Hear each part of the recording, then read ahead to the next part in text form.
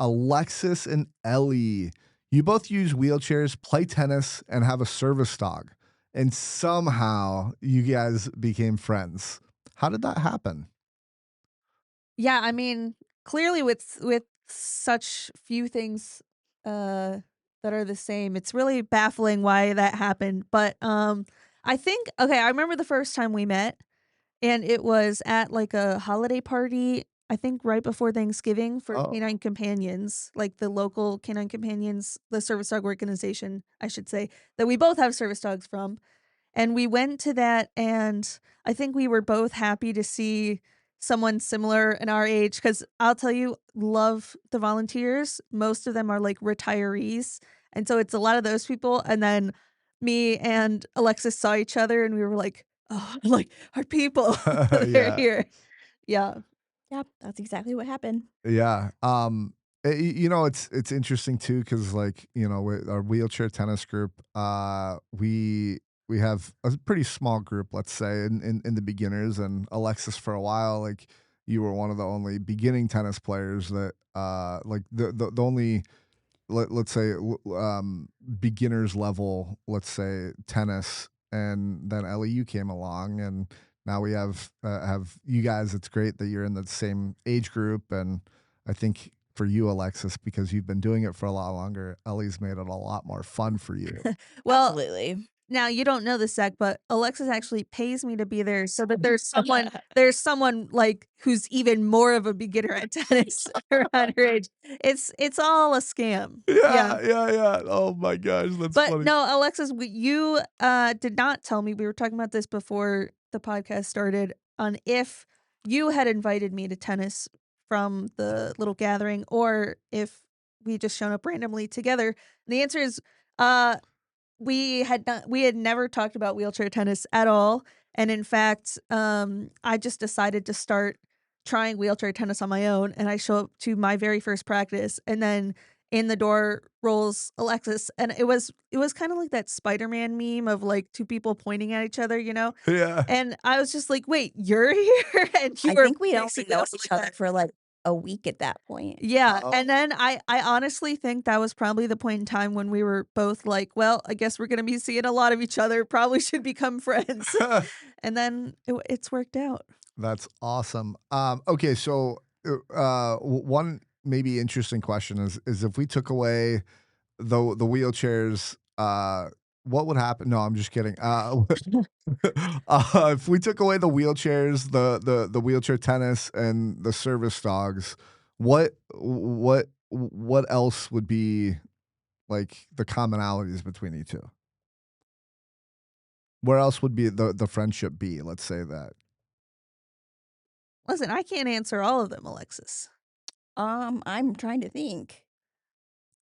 I don't know. I well, I I would say I think our personalities as I've gotten to know you and as I know myself, I think we both just kinda get along with everybody all the time. Yeah. For the most part, I'm not saying that there aren't people that annoy me sometimes, but I generally get along with pretty much anybody and everybody, and I think Ellie is a lot the same way. Yeah. So I think even if we had nothing in common, we would've yeah, found something to I bond I think over. we just probably wouldn't have interacted. Like, not in the sense of, like, if we saw each other, we would have walked away, but just in a, like, I think our paths probably wouldn't have crossed. Yeah. And Zach, we were talking about this the last time I was on, but you had asked like, "Well, without like," and then listed a whole bunch of things like, "Who are you?" And I was like, "Well, that is me," you know? Yeah. And so I think it's kind of like that. Like our friendship is based on the fact that we have all these things in common, and I think that's just kind of how friendship works. Yeah.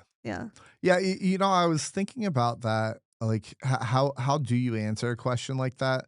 And I think what it comes down to more is, like, your values, right? Like, "Hey, I'm a compassionate person," or like, "Hey, I really care about the disabled community," or something along those lines, or like, "Hey, I'm a loyal friend."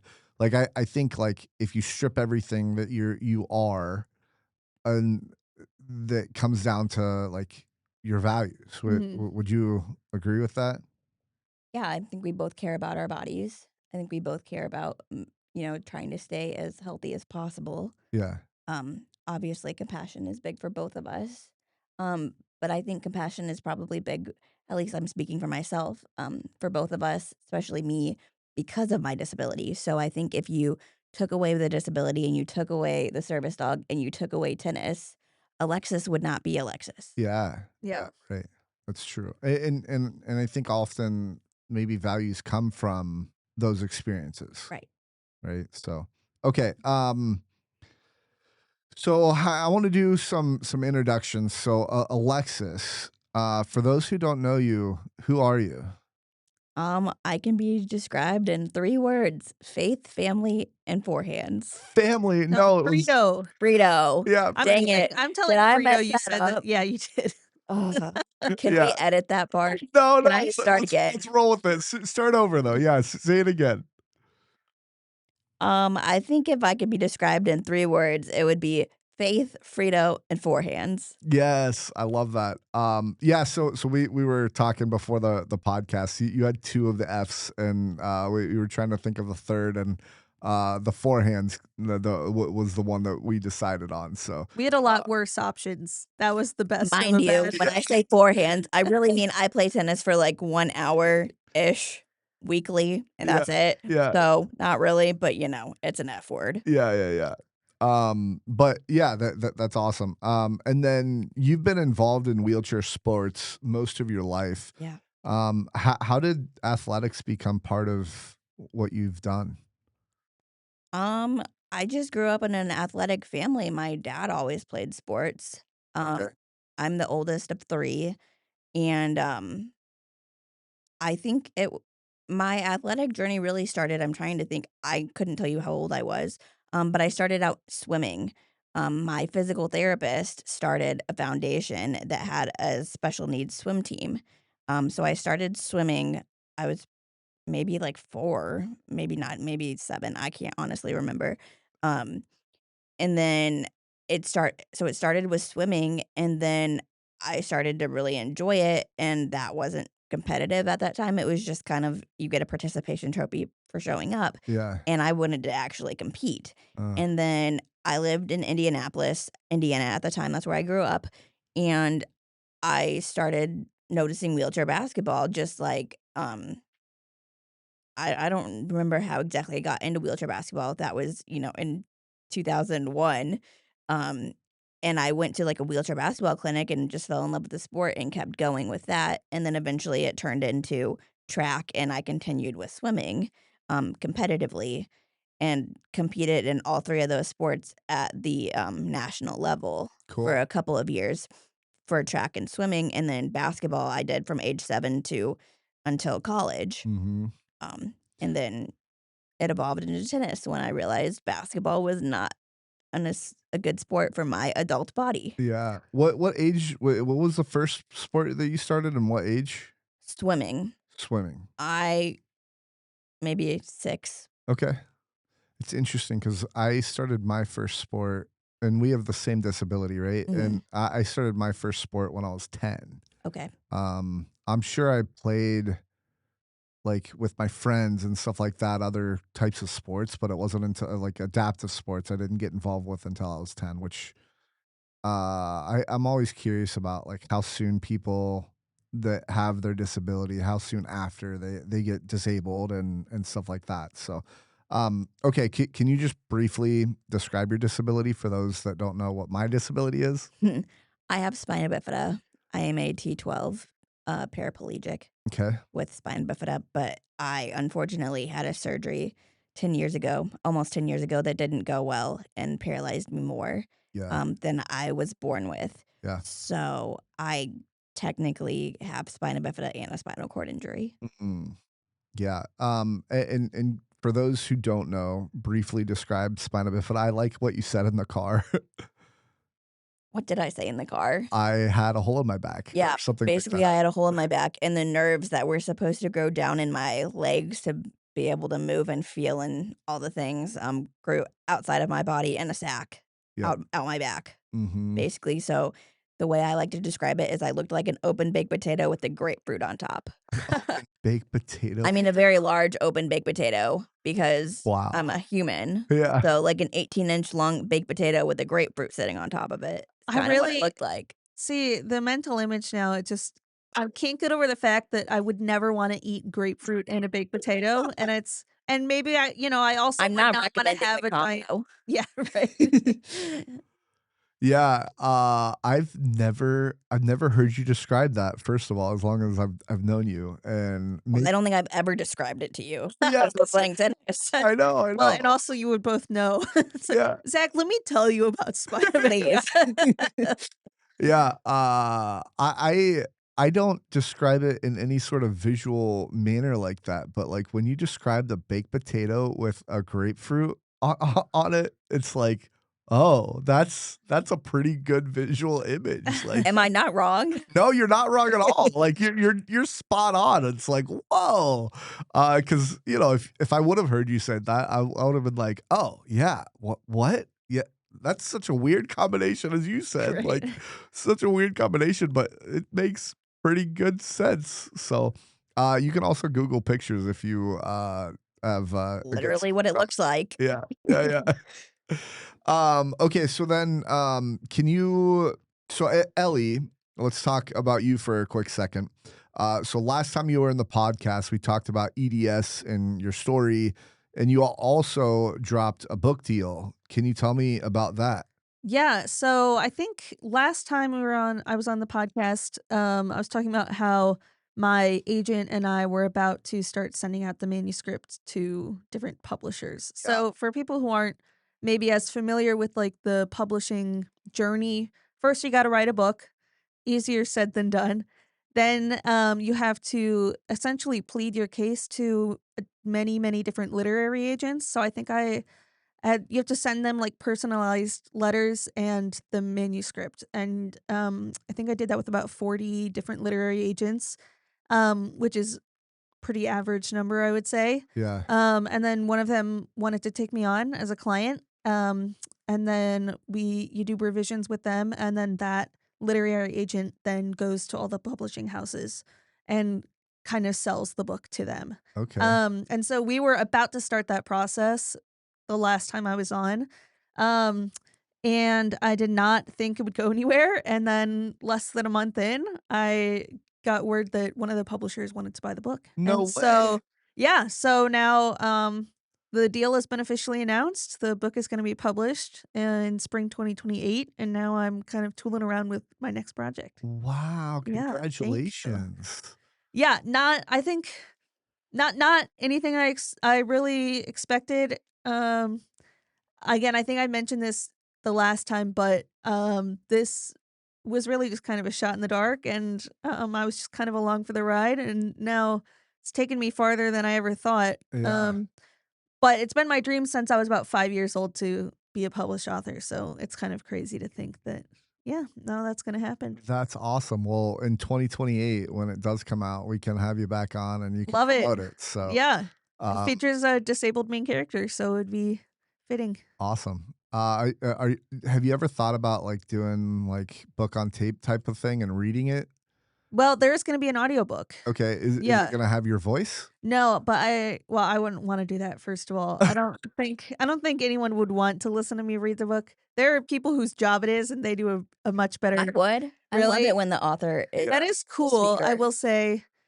Yeah, not something in the cards, but I get to pick between the narrator options, Oh, so okay. that's fun. And it's I assume it's not an AI narration, It is is it? not an AI Okay, narration. Yeah, that interesting. was actually in the contract that my agent negotiated, that Oh, I would have my choice between human narrators. oh, okay, Yeah. interesting. Yeah, I've never. Yeah, I'm curious to see how it'll go. Okay, You so and me both, buddy. yeah, so the other quick question that I have for you is so I wasn't really familiar with EDS, Ehlers-Danlos syndrome, before you were on the pod, before I really met you, Yeah, right? Like I'm sure I've heard it in my childhood or whatever else and growing up, but like I mean it's a mouthful and like it is. I don't really anyway, two parts here is one, can you just briefly describe what EDS is for those who don't know? And then two, actually let's start there. I'll get into the next thing after. Yeah, so Ehlers-Danlos syndrome is a genetic connective tissue disorder. So I got it from my mom, who got it from her mom, and it affects basically like the glue that makes up a lot of different pieces of your body. So like your skin, your joints, different organs, etc. Um, yeah, and so it's kind of got like a faulty recipe. Yeah. It's essentially it's a collagen. It often affects the collagen. And so a lot of people think you can take collagen supplements to like increase your collagen, but the problem is the like formula that your body has to make collagen is faulty. So you're just making more bad collagen essentially. Yeah, somebody asked me an interesting question, and it is a pretty easy one to answer, but it's also a little bit nuanced. Is it degenerative?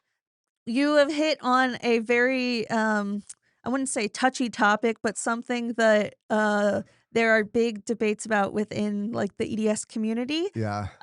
because it's not traditionally considered a degenerative disease in the way something like multiple sclerosis or like ALS, etc., would be like a neurodegenerative kind of thing. However, the damage it does to your body does accumulate. So I guess the easiest way to describe the difference is um like the base like dysfunction of the collagen does not get worse. So your collagen is just as bad in the beginning as it will be in 50 years. Yeah. However, the effect of having bad collagen then makes the rest of your body like more prone to injury and such, and then that will cause damage over time. Yeah. So in a strict medical sense, it is not technically a degenerative disease. However, in practice for like the patient's actual lived experience, it can definitely be. And it's a huge spectrum. Yeah. I will say I think probably 5% of people with EDS are like daily wheelchair users like I am. Like Oh, it's very small. Um and there are people who will like run marathons and like they don't ever have to really worry about it. So yeah. it's just so hard to yeah, describe its impact because it's varies so greatly. Yeah, it's almost like, and you let me know if this is an analogy Mhm. that's appropriate, but it's almost like if it was healthy for you to sit on like a, a a couch your entire life, and if it was healthy, like technically nothing would necessarily happen, but it's because you have to get up off the couch and do things that it becomes, let's say, the degenerative nature of it. Yeah, and then I guess with that, like muscle atrophy makes it much worse. Yeah, Because your ligaments can't hold your joints yeah. in EDS, so the muscles have to do it. So then, like, the period of time where I got the worst, the quickest was after a surgery when I was not allowed to, like, be up and about moving, and Interesting. So yeah. that's why I added the context of like if it was healthy to sit on a Yeah, couch, yeah, 'cause, like, exactly. you will get degenerative, but let's say that didn't happen. Let's Yeah, say, no, it's kind of like, yeah, like, internally, the body is not gonna keep getting worse, it's just the act of living life yeah, then causes these things, yeah. yeah. Okay, well, everybody, welcome to the Rolling Forward podcast, a podcast of people who keep rolling forward no matter what life throws at them. Real people, real stories, powered by purpose, resilience, and a drive that never ends. I'm Zach Sikora. Spina bifida didn't stop me. It just gave me a better excuse to sit down while I take over the world. I'm Zach Sikora. Wow, I just completely miffed on that. Okay, but wow, what's the next thing? I had this memorized. Is he a joke? Oh yeah, today's funny T-shirt. Thank you. Today's funny T-shirt is Wheelchair Mafia. There is an inside joke around this. I'm curious if I have told this on the podcast. If you know, put it in the comments. It says Wheelchair Mafia, and it's a guy in a wheelchair. He's wearing he has a cane and a bowler hat, let's say. And why is a guy in a wheelchair holding a cane? You let me know why you think so in the comments.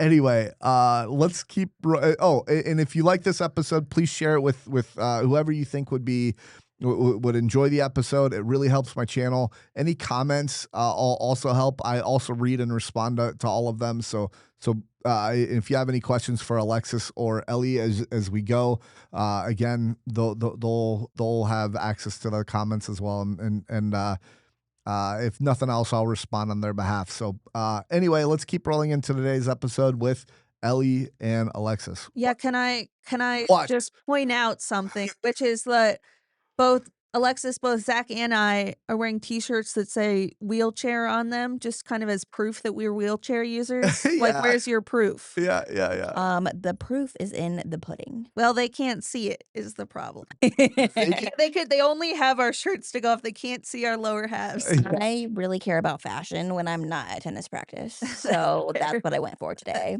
We also have both service dogs in studio right now. So I've got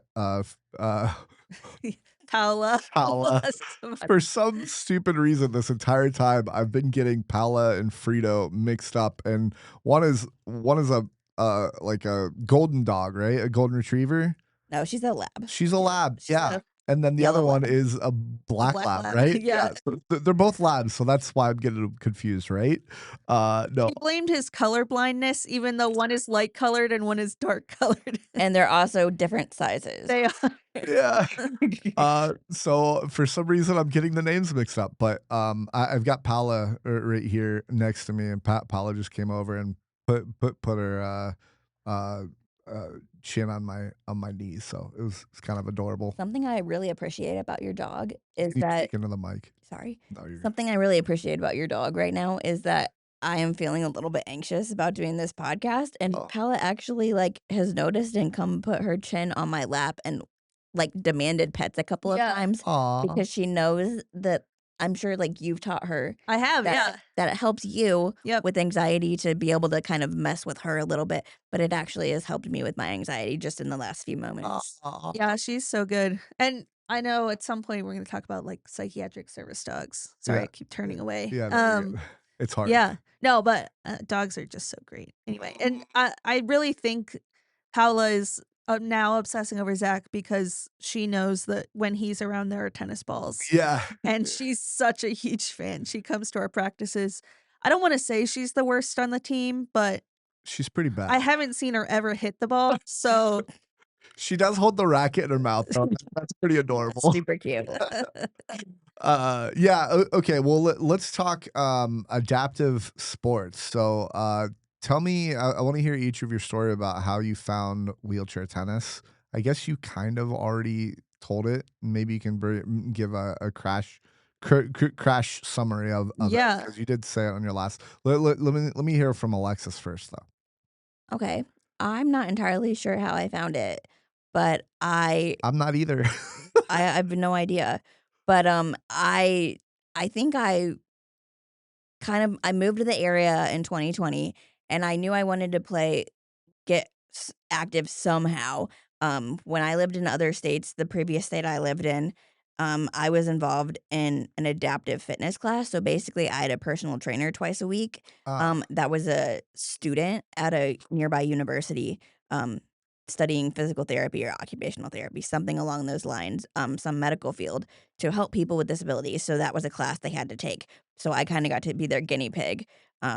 So when I moved here, I was looking for something along those lines, and I found wheelchair basketball first, and then went to a practice, decided that I was just not fit for wheelchair basketball anymore. I think it has to do with the surgery that I had 10 years ago. Yeah. My spine just can't handle how aggressive that sport is, with the constant banging into each other with the wheelchairs. My spine just really hurt after practice, and I was like, this is just, I can't do this. Mm. So I knew, because I had played tennis a little bit before, just going to clinics and stuff. So a couple of hours worth of tennis in my life at that point. I knew of the sport, so I just started looking around for wheelchair tennis in the area, and Cincinnati Tennis Foundation came up. Okay. Cool. Yeah. Do you know Emmy was around when you started, right? She I've never wasn't. met Emmy. Okay. You've never met Emmy? Mm-mm. Interesting. I know who she is, though. Where did you move from? I moved from Madison, Wisconsin. Okay. Well, that makes sense that you didn't know her. Did you know Caitlin Verfurth? No. Okay. She's from Wisconsin. I have no idea where, but Okay. anyway, she and I played tennis growing up together. Okay. We were traveling to Europe and That's a whole fun. bunch of other things, along with Danny Fick. Shout out to Danny Fick as well. So, um, just trying to see if you knew some of the people that I knew before this. But The did we most know each other before? Oh. Okay, because you know, it's funny because I feel like I know a lot of the spina bifida community, and I I like I knew Emmy like probably when she and I were both kids. Like she's like 5 years younger than me, and like when she was just starting off, I was at my prime and Mhm. all that. So I Do you know who Tatiana McFadden is? sounds familiar, but no. I feel Okay, like I know that name. she's a wheelchair racer. Mm. She does track and road racing. I am not her age. She's older than me, but I grew up her sister also has a disability, and I grew up competing in track and basketball against her sister. Ah, okay. But Um, her sister is a little bit younger than me, I believe. yeah, okay. Kevin Hosea is one of the names. He was in Cincinnati, but he and I did track together. Okay, I've met him one time because he came to a Spina Bifida Coalition event, Yeah, but I think he lives elsewhere now. everybody listening's like, "Who the heck are these people?" I don't care. Like, anyway, so Ellie, can you share how you play or how you got into wheelchair tennis, just Yes. briefly? Just quick recap. So it's my very first adaptive sport, and I was really looking for, I guess, any kind of adaptive sport. Just, I think I said last time it was out of spite, um, just because of sometimes the diagnosis doesn't let you into certain adaptive sports. But I really wanted one that was basically like Alexis was saying, low contact Yeah. and not gonna beat me up. Mhm. I do get scared when the tennis ball starts coming my way though, so Yeah. I need to just find a sport that's just me hitting the ball and no one ever returning. We just need to desensitize you. I just need You to just need to start pelting me with balls, is that what you're saying? yeah, I need to be on the other side of the court. You just need to be in the Yeah. service box, and I'll just serve to you, and Well, and it's the worst when we play, like, jailbreak, yeah. and then you're not allowed to hold your racket, Yeah. like, on the other side, you have to catch it with your hands, and then that's what I'm like, "Oh my god." Yeah. Listen, if I end up on the other side of the court with jailbreak, it's just over. Yeah, Like, I'm just hanging out. you Yeah, know, let it's Hendo or something catch the ball, like, good on you. yeah, right. Beats. Like, he just gets out of his wheelchair and just jumps. Like, the rest of us can't do that. Did you hear that, Hendo? Alexis just called you a cheater. Like, what's fun, just for context, is we play this game called Jailbreak. You can Google it, but once our advance crew shows up, maybe a little bit earlier to get ready, we'll do a game called Jailbreak. And so the advanced crew and the beginning crew kind of play a collaborative game sometimes together. And there is a time where you're on the other side of the court, and sometimes the advanced crew doesn't know not to hit the ball as hard as they can, even though they're sometimes reminded of that. But anyway, um, yeah, I also like I think I knew that about you, Alexis, but Ellie, I don't know that I knew that you were uncomfortable being on the other side. Maybe we could just have you guys hold your rackets. Would that be better? I think at one point you told me I was allowed to do that, and then I just started using it as a shield. You were like, "You can catch it with your racket," and I was like, "Great!" And I just hold it up as like Yeah, just shield my face, and you're like, "That's actually not what I told you to use your racket, at least." So yeah, yeah, okay. What you really just need to do is provide hockey helmets for us. Yeah, right. yeah, yeah.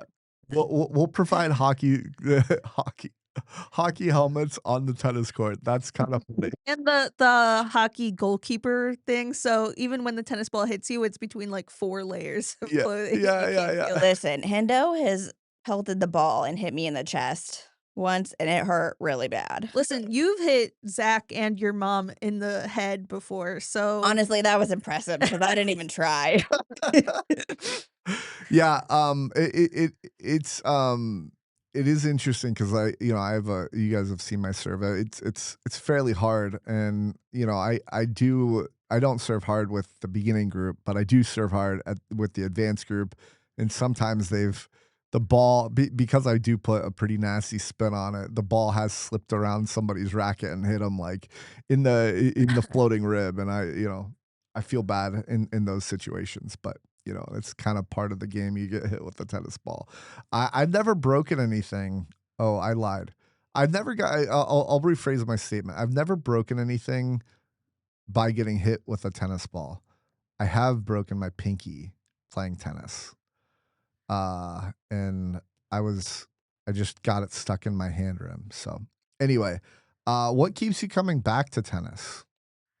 I know exactly what Alexis will say because I feel like every time there's a new person who comes to tennis and then Alexis and I start riffing on each other, then Alexis will be like, Ellie's the reason I'm here.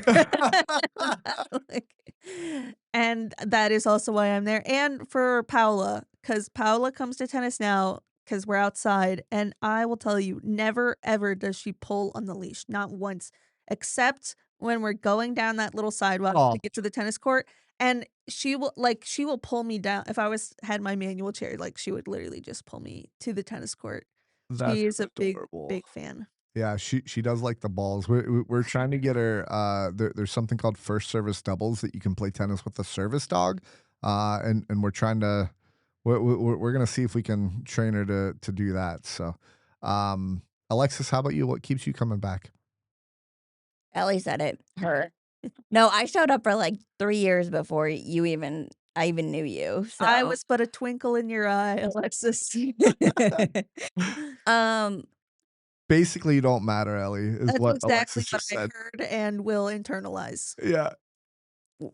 I think what keeps me coming back, like truthfully and honestly, is that I still have a competitive spirit in me, Yeah. even though I'm an adult and my body doesn't work the same way it did when I was younger. Mm, Um, and basketball is just not an option, unfortunately. So I went with the second best option. yeah. I know, like there is a wrong answer to this, but truthfully, basketball. Second best option. I'm That sorry. hurts I my know soul, you're Alexis. the No, I'm first kidding. best option for a coach, though. Aw. That's nice.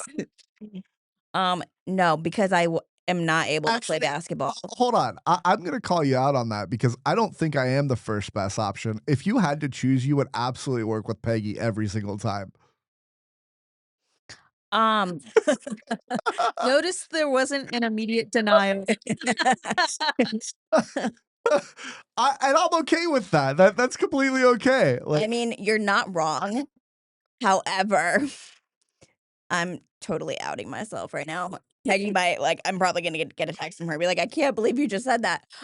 We basically only play tennis when we know you're watching us. So otherwise, we just stand there and talk. yeah, yeah, yeah, So, yes, I wouldn't call her I mean, she is a coach, yes, but I wouldn't necessarily call her my coach. I would say that you are my coach, yeah. and she is just my emotional support and friend when we're there because we do more talking than we do tennis when it's So me true. and Peggy. Can you But turn the mic towards you? with you, I actually do play tennis, Yeah, yeah. That's fair. I attempt tennis. and that's something that you've told me before is like this is a social outlet for you, and Right. it's a social outlet for a lot of people. So like you know, I especially when since Ellie came in the picture, you were with kids, and so you know when you and Peggy were together, it was a lot more social for you. And now that Ellie's come along and you guys are similar in age, it just makes it that much better. And so I think the kids have fun with it too. Like Mhm. and it's not I try not to make it so like, all right, let's learn this skill and let's do these drills and all that. Like let's have fun. Like You that's do a good job of making it a balance of social and tennis. And I think that. like adaptive sports are just such a great way. Like I have said this many times, but I think probably everyone in my life who knows me is surprised that I willingly every week go and play a sport. Yeah. But it's really because I feel like it's such a great way to meet people, like other disabled people. Yeah. I have many friends online who are disabled, but I talk with them and they say like I wanna find friends, like, around me where I am, and I recommend to all of them to try an adaptive sport, even if they're not a sports person like me, because it's just such a great group. 100%. I totally agree with that. Yeah. So, but yeah, I definitely get the social aspect, and I it's funny because I don't think you'd like my advanced crew because that's basically all we do. Like Yeah. I want them competing and I want them like, learning the different drills. It's a little bit more, let's say, tennis focused. Of course we talk and hang out from time to time, but like it is definitely more tennis focused instead of like social, let's say. Well, and I think too with the advanced crew, you do have the age group of like high schoolers, Yes. and they may be wanting a college scholarship for tennis, and so they do need to, be better at tennis than like what Yeah. Ellie and I need to be because Ellie and I are not in the stage Are of going to the Paralympics. right. We are That's what we're doing. LA 28, baby. No, but Can you like repeat that so I can put this in a short? Just say like, hey, our goal is to go into Paralympics 2028.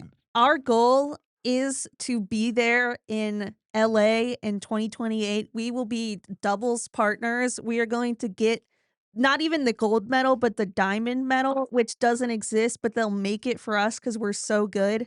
And this has been our dream, and it will continue to be our dream, Zach. it has been our dream for the last month. We are really just gonna kill it in Longer LA. than the past month. And you know what I'll say? Am I eligible to play in the Paralympics? No. But this will not stop me. But darn it, you're gonna do it They'll just sit anyway. in the stands, and then Alexis will hit the ball to me, and I'll just lean really far. I have already picked my walkout song, Yeah. Alexis my is wheel Roll out song, out, am I right? my rollout song. Alexis is gonna play doubles by herself with Ellie hitting the ball Yeah. only if it bounces really far out of bounds. They probably let Paula play as her doubles partner before they let me play. So Yeah. Paula is our coach. yeah. Yeah. That's funny. I'm totally gonna clip this and put it out there. Maybe I should wait for like 2028 Yeah. and like actually clip Be it. like, That where are they now? And none of us are in the Paralympics. yeah, right.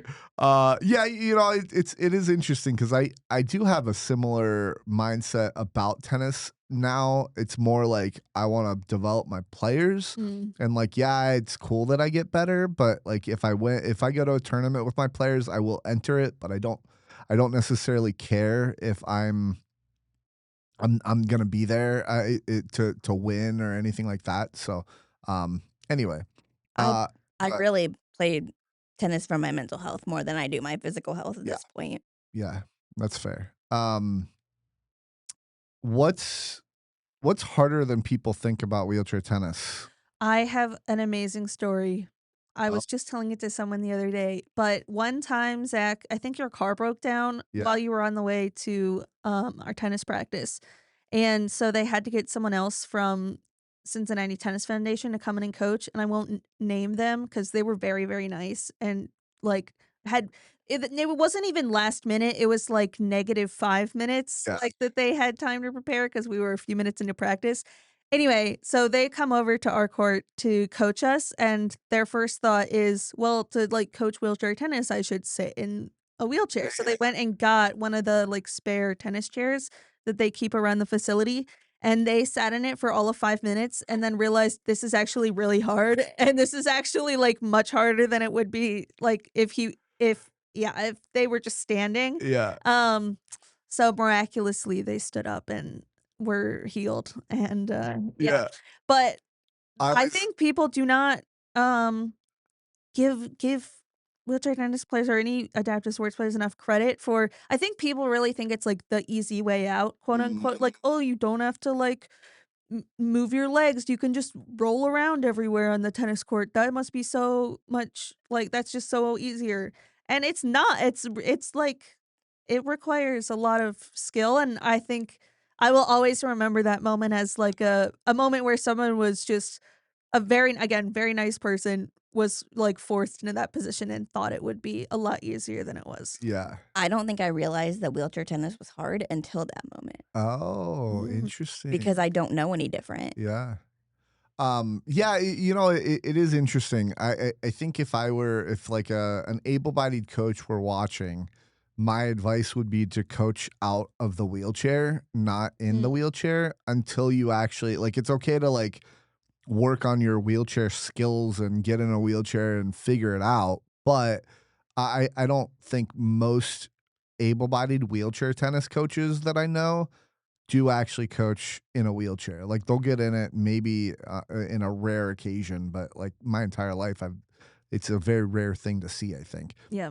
Plus, you've got the availability of wheelchairs often that there's just not one available. So, but yeah, it is funny. I think the hardest part to learn is the mobility, but also like most able-bodied people are used to like being able to hit the ball and move their feet as they hit it, and so like they see the ball coming and like the ball's coming like this, and they just kind of like coast past it Yeah. because they're like, why aren't I stopping? Like, oh, I need to use my hands to stop. Well, and I don't think they think about how, like, you can't really do side to side motion Yeah, in a wheelchair because your wheels are facing this way. So you'd have to turn and go. And it's like you cannot move sideways on the court very easily. And so, like, we have to do those drills of like you're kind of weaving yeah, in and out.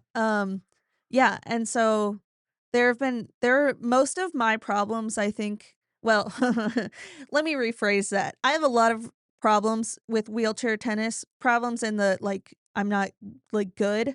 Um, but You're one of LA 28 material. That's so true, Alexis. This is so true. Other than we'll that get you ready. We'll get you ready. yeah. Other than that, I think a lot of my problem is, getting to the ball, like, getting to the ball in the right position to hit it properly Yeah, because it's not something like, you can't have, like, the equivalent of, like, quick feet, yeah, in a wheelchair. You can't just easily course correct because 'cause you're kind of on a moving ship, yeah. and you gotta time it right. Yeah, it's just interesting. Yeah, I think the most difficult thing is the mobility aspect. It's a completely different strategy for how to move your chair on the court versus able bodied. Again, you can't move laterally, so it's Yep. like um I also noticed in able body tennis versus wheelchair tennis, because we have to have our one hand on our wheels at all times because we're moving. Able body tennis, I've seen a lot of players hit the like hold the racket with both hands to swing, Yeah. and we don't have the opportunity to do that. yeah, So I'm assuming, and I think it just depends on the person too and their injury level and whatnot, what their abilities are. That we can't hit the ball as hard sometimes because we don't have the power of both arms swinging the racket. yep. Yeah, we do a one-handed backhand, and like for top spin, it's inverted one-handed backhand. And Wait, are normal backhands two-handed? yes. Really? Mhm. See, this shows you how much I know about normal tennis. I just thought I genuinely did not know that backhands were normally with 2. Yeah. Yeah, you use your non-dominant hand to get a little bit more power on the ball and all that. But yeah, in the wheelchair, if you did that, you're not putting brakes on, so like you're just moving left and right as you swing. Like the inertial thing of is if you move your body like this, your chair moves the opposite direction, right? And it's just it's unstable. So, um, what's easier than people think? Hmm. What's easier about wheelchair tennis than people think? I don't know. I Nothing. think I will say I think in the beginning, I found holding the racket while pushing harder than I do now, and I will say when I tell people about wheelchair tennis, that's actually the first thing they mention Yep. is how do you push while you also they're like, "Well, you only have one hand free." I'm like, "Yeah, but I can actually like you can actually push and hold the racket." And then their minds are really blown just Yeah. by that actually, which is literally probably the first thing you learn Yeah. in wheelchair tennis. Um, That's a good call. yeah. I think that is easier. The holding of the racket and pushing is like it's hard at first. I mean, it's I didn't get it uncomfortable at at first. first for the first, like, practice or 2, and then I realized how to do it, but I think yeah, it's funny that that's to many people that I talk with, able-bodied people, that is the most impressive part to them about Yeah. wheelchair Yeah. Yeah. tennis. Yeah. Alexis, do you have anything in mind about what's easier? You said nothing, but Honestly, no. Like because like my biggest struggle still 3 years in is still pushing with the racket in my hand. Like sure. I Mm. like not gonna like I'm outing myself right now, but like when you're not looking at me, like sometimes I just like don't. you know?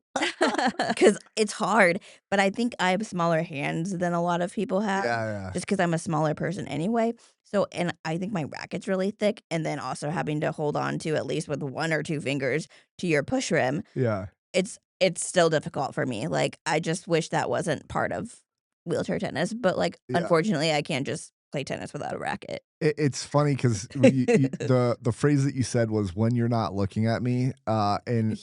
these guys both know that it is unacceptable to push your wheelchair without a racket in your hand when you're on the tennis court for me, and the reason I'm such a stickler on that is so that people get used to pushing with the chair, pushing the chair with the tennis racket in their hand. Like I don't think if you timed me doing like any sort of mobility drill or any sort of sprint or anything like that, I don't think my time would be any different with or without the racket.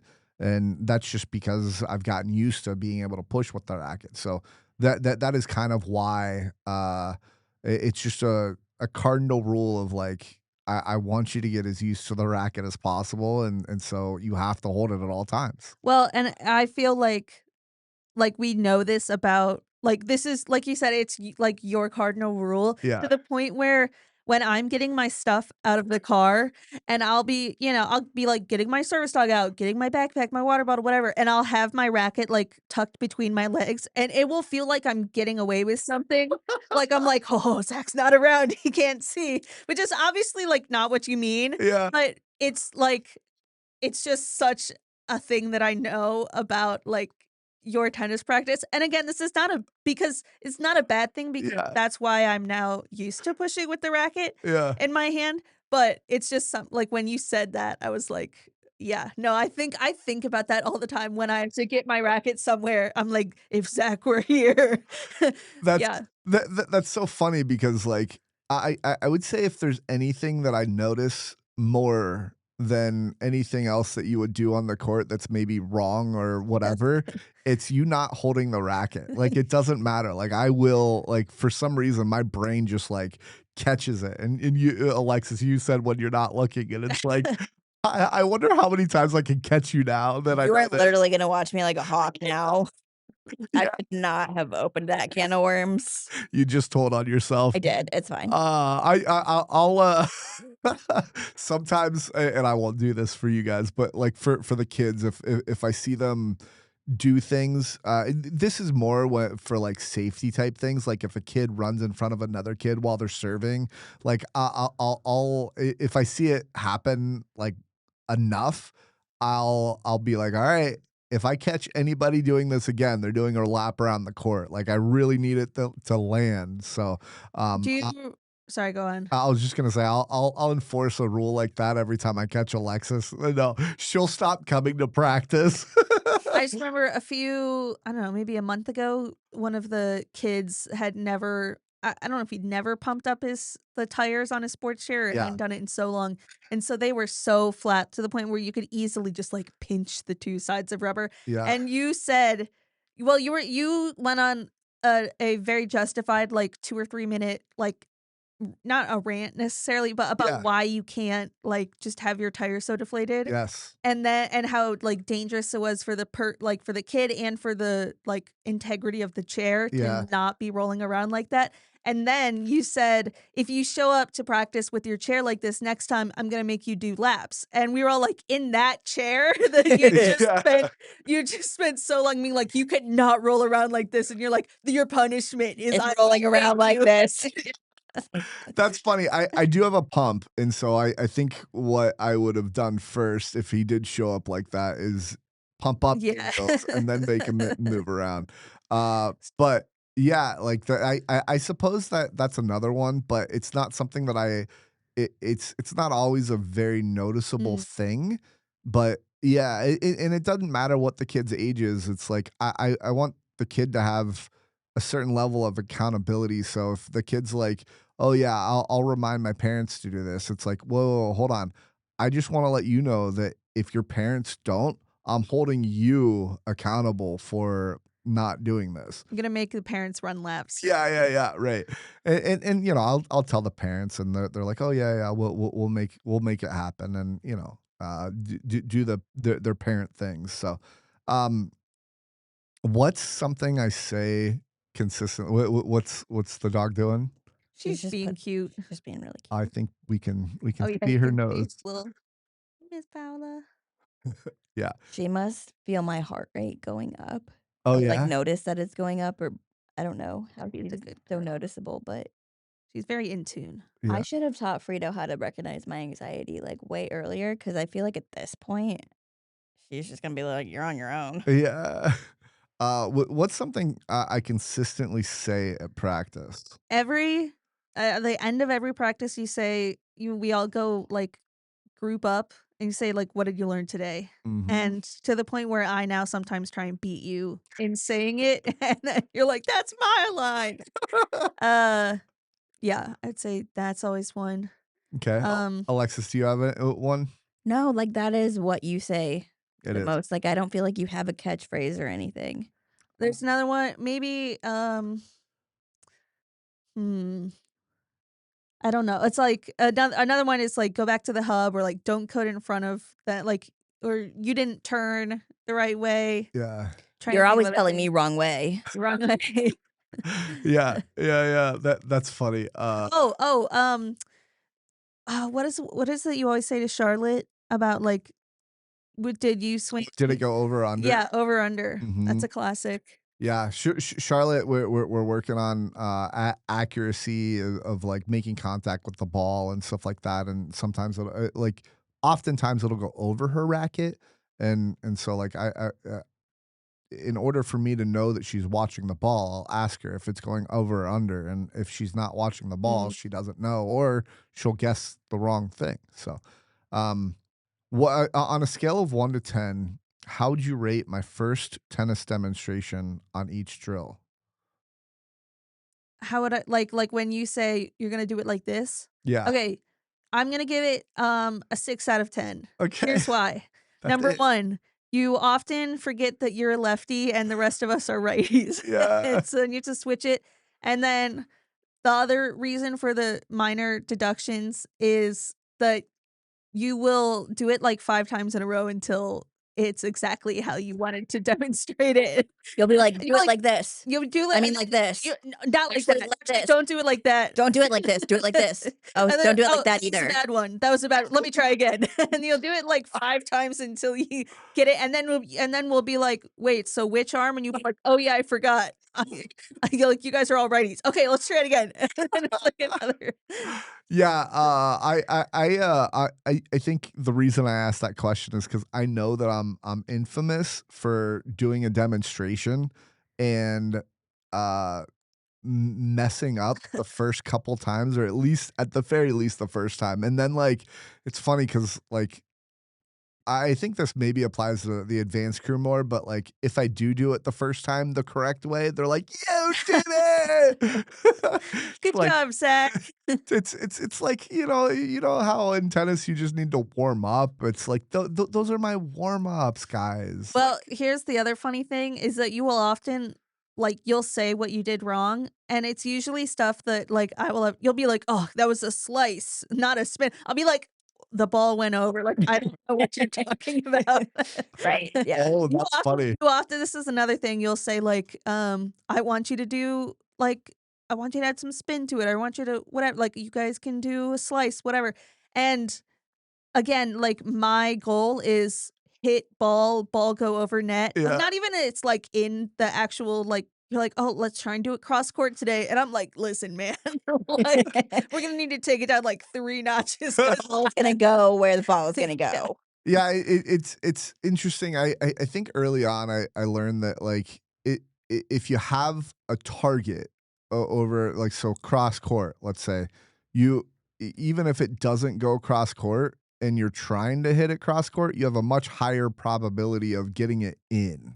And so Mm. I think that's where I'm working on with you guys. And like I'm not necessarily expecting it to go cross court, let's say, but if we do always have like a target in mind, we can hopefully calibrate our brain to eventually just get closer and closer to that target. So, Well, Listen, my disability affected my vision, so I can't really see the target for starters. Also, Yeah, once the ball leaves my side of the court, like, I just Yeah. It's But in you can God's tell what hands. direction it's going in when you hit it, right? sure, yeah. Absolutely, Zach. That's funny. Okay. Let's move on. Any I guess anything else about wheelchair tennis that you wanna mention before I do move on? Look for us on your TV screens in a few years. 2028. Yeah.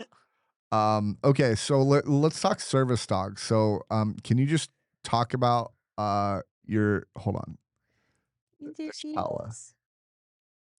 Can you talk about your service dogs, and, like, kinda introduce them?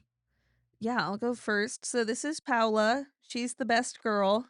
I'm not asking, by the way, Alexis, to have your service dog in camera unless the service dog is already in camera, by the way. Paula is like she if there's one thing she loves, it's attention. And she's the world's biggest diva. Um and I'm honestly surprised she hasn't already tried to steal her own treat bag because she does this all the time and then will back up and spin around and pretend like she's a whole new dog and try and give it to me to then get a reward for bringing me something.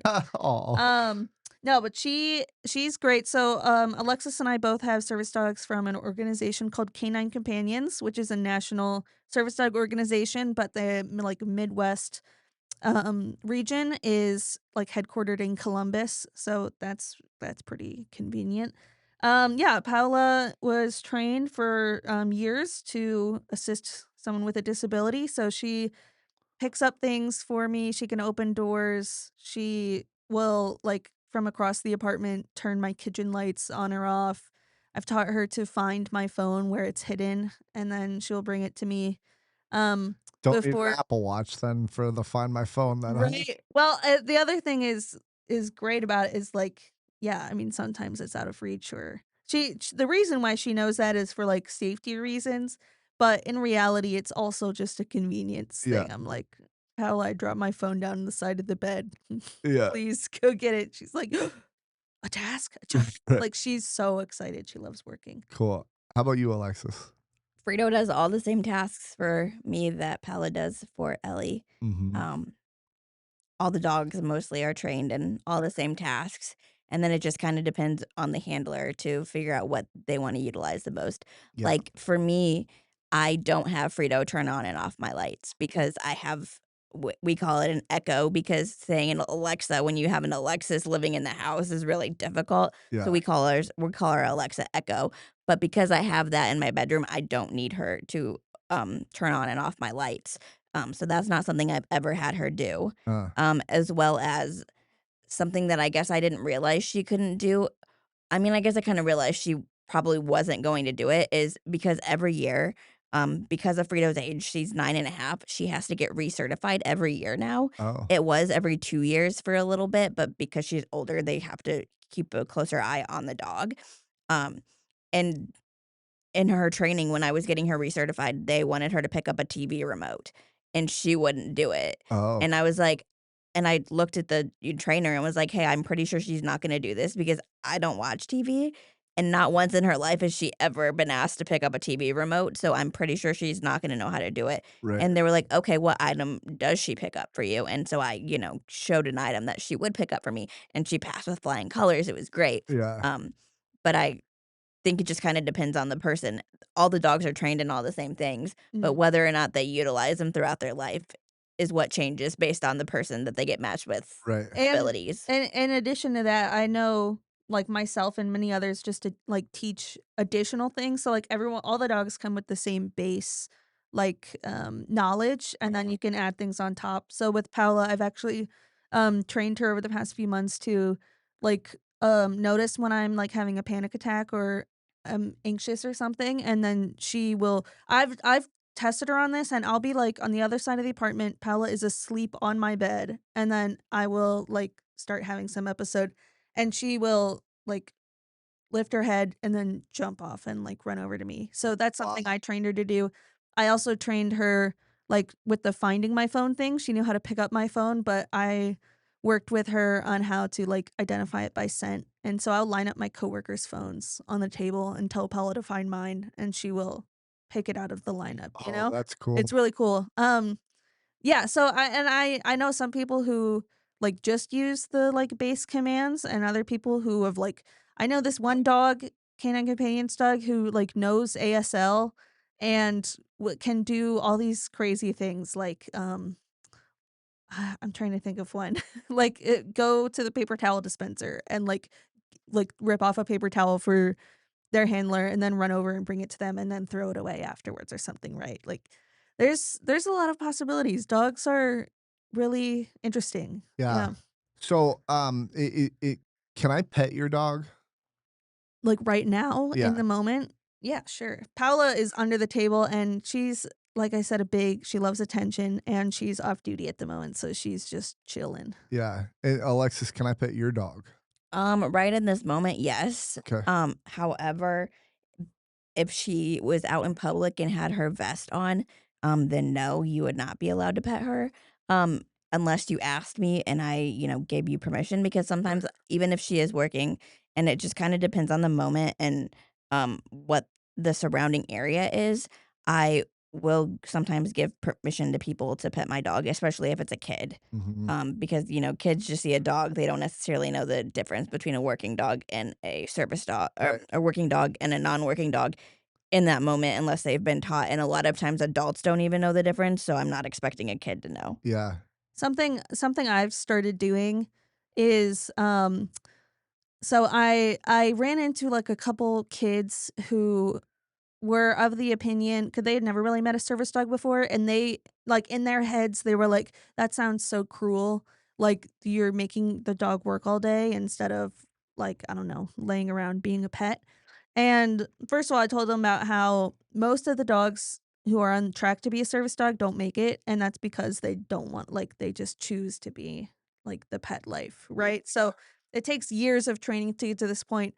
By the time they make it, they've had, like, 2 years of opportunities to, like, quit their job, basically. Yeah. Um, but, uh, yeah, so Paula loves working and, in fact, gets depressed when I don't ask her to do things for me. Oh. Yeah, she loves it. So I was trying to explain that to these kids, and they kind of didn't really understand. So instead of just saying it, then I demonstrated some things that Paula does, and you could see, like, her like, I'd tell her to do something, and her tail just starts going. Yeah. And, the kids kinda walked away from that interaction.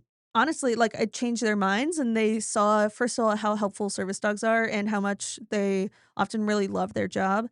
And so what I'm now, like, opting for that instead of sometimes letting kids pet Paula just because, I want them to, like, walk away thinking what a great job that dog is doing and not, like, um I can pet a dog just because I asked. I guess the reason why I say that is because I run into people who, and Alexis, I'm sure you have this same problem. People who think they know that they're supposed to ask before petting a service dog, but they don't like it when the answer is no. And Oh. they assume because they've asked that then that means it will be a yes. And then when you say, like, no, she's working, then they get kind of offended and Oh. they get mad. Like this, I ran into this last month.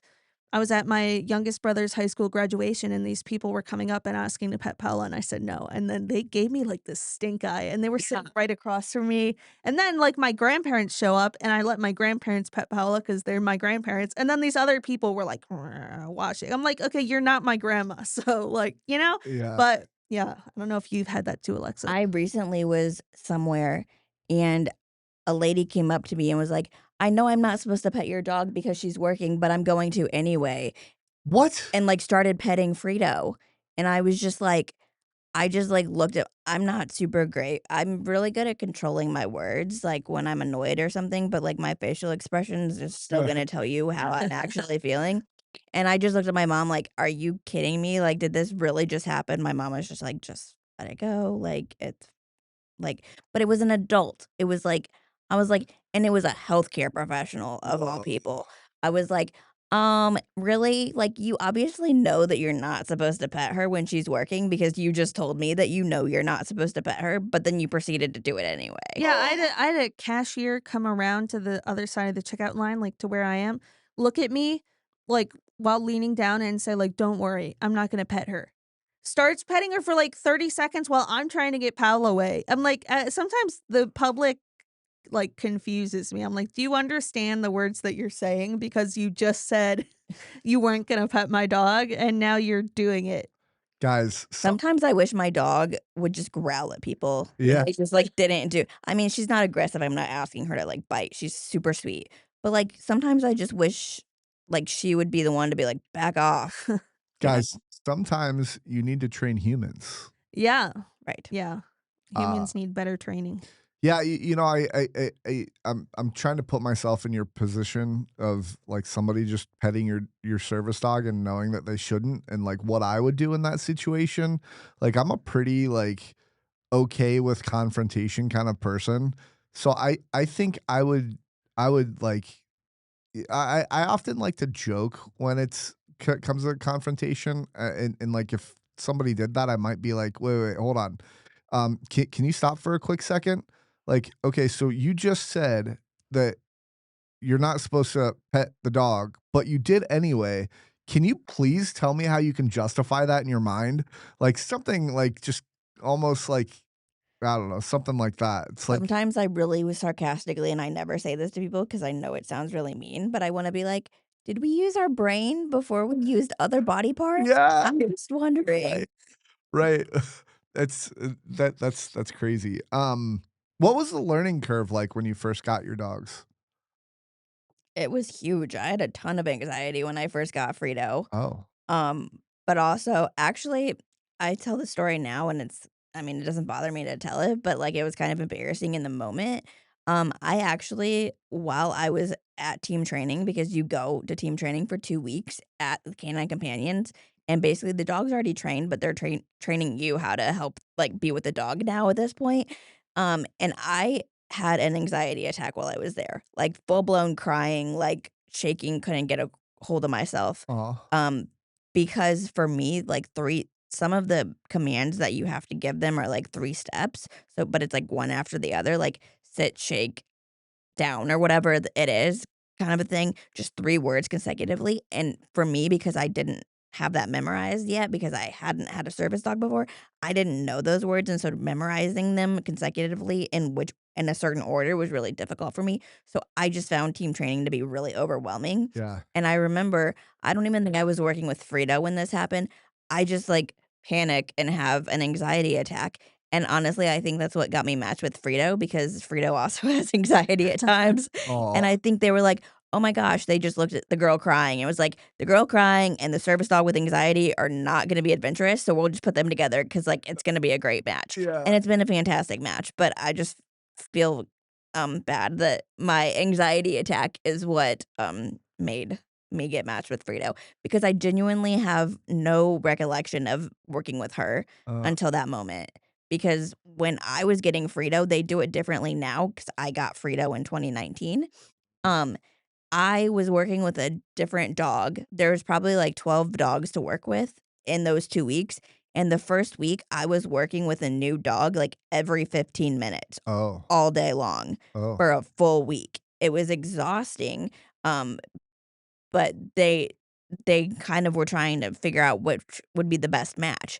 So I think because it was such a whirlwind of you're just getting past a different dog every 15 minutes for, like, from, like, 8 a.m. to 5 p.m. all day for a full week, it's really overwhelming, and you kind of lose track of which dog you've worked with and who's who, because there's yellow labs and black labs, and honestly, when you don't really know the difference between the dogs at that point, they all look the same. You're like, "A yellow lab is a yellow lab." yeah, Now, if you put me in a group of room with a bunch of yellow labs and told me to pick out Frito, I'd be able to pick out Frito.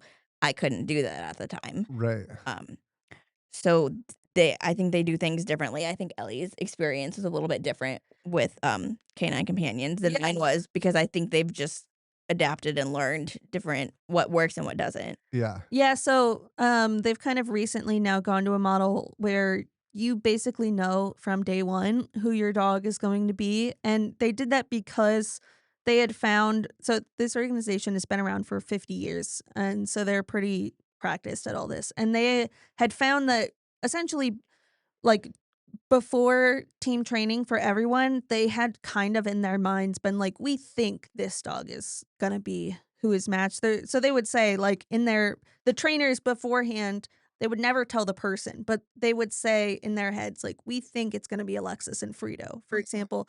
And, because that worked out, like, 95% of the time, it ended up being true that the person they had thought did end up getting matched with the dog that they had thought. They decided to, like, not make people do all the rotations and instead give them more time to bond with their dog and, like, get used to working with that dog. So, Paula is the only dog I worked with, Wow. and, it was pretty much love at first sight for us. Like, she put her head in my lap and just looked up at me, and I was like, "That's it," like, "We're done." And everyone, I think, kind of felt that. But I actually I came into it expecting it to be really, really hard, and it for me, it was not. I think because I'd spent 2 years volunteering with the puppy raisers who raise these dogs to become service dogs. So I'd been volunteering with them and going on outings with them, handling the dogs, who were puppies and so were, like, not very well behaved comparatively. And so I got used to working with all of those dogs. And then I go to Canine Companions for my actual dog, and they're all fully trained and, like, super well behaved, and I'm like, "Oh, this is great." I also do think I talked beforehand with a lot of service dog handlers, um, who had told me that, it was really hard for them, like, socially going out, like, they became very socially anxious because everyone was staring at them and their dog, and so I had assumed that would be a problem for me, like, that I would feel anxious about it, and then it turns out so I never felt that afterwards, and I turns out it was because all those other service dog handlers I talked with are, like, do not have visible disabilities, like, they don't use mobility aids, they don't it doesn't, like, appear outwardly like there's anything wrong, and so they were used to being able to go out in public and just be another face in the crowd, and then getting a service dog, all of a sudden everyone's staring at you. Yeah. Well, like, you go out in a wheelchair and people are already gonna take notice of you, and Yes. so adding a dog only made the attention be more positive, to be honest. So it was actually kind of like a good thing for me. And yeah, so I honestly I came into it expecting it to be really hard, and instead it's been, yeah, just very smooth. Having Frito out in public is a huge blessing because the attention goes on her and how Mhm. cute my dog is, and not why do you use a wheelchair or what's wrong with you or Yeah. anything like that. It's hey, your dog's really cute. Ah. Or I had a lab growing up, or my lab just passed away and looked exactly like your dog. Or I was gonna say that's like my only biggest not like pet peeve because to be clear, I understand why people do this because 'cause they're humans, like, seeking connection, but if I had a nickel for every time I got told about their dead dog, when I'm, like, in the grocery store line, like, trying to buy toilet paper, and this person will come up behind me and be like, "She looks just like my Rocky that I had when I was young. He died of cancer. It's really horrible. He was crying when we put him down." And I'm like, I I'm don't want to sorry, know that like, much. I'm so like, I'm just trying to live my life, man, but I was once with a friend, able-bodied friend, doesn't have a service dog, and I pointed it out to her afterwards, like, I was like, "You would not believe how many times people bring this up to me, like, they're dead dogs." And then now every time we go out someplace and every time there will be people, random strangers who will come up and tell me about their dead dogs. And now she's like, "Oh my God, like you are right. This happens so often." So it's very interesting. Is it okay, and it's I'm curious, not necessarily just physically disabled service dog, it that sounds Handlers, circumstances. but yeah, the handlers of physically disabled, but is it okay for someone to come up and be like, "I see you have a service dog. What's your disability?" Um, I think I think it's kind of I mean, it's to me, it's exactly the equivalent of someone coming up and being like, "I see you're in a wheelchair. Why are you in a wheelchair?" And I think that's kind of a off-putting question sometimes. I think it's different, and I know we're gonna talk about, like, kids asking these kinds of questions. I take it differently coming from them.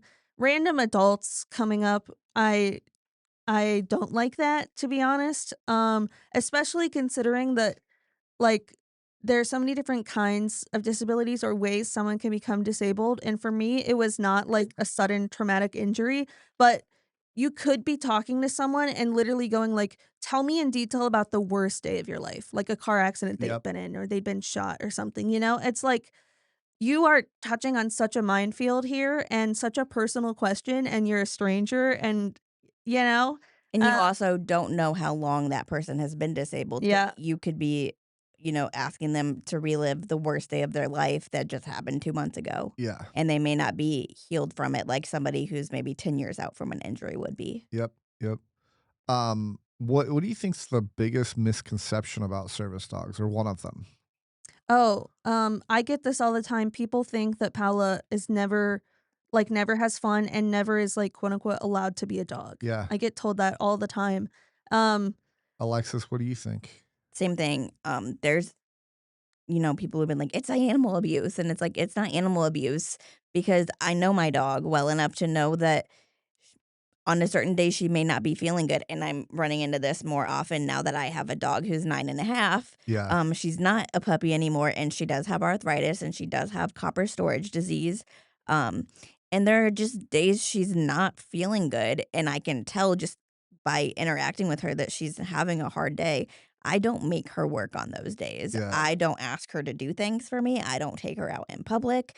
The only reason I brought her today because last night my mom and I were talking and was like, "Is this really a good idea? Like, should you bring her?" Like, and I was like, "I'd really like to, like, if she wants to go."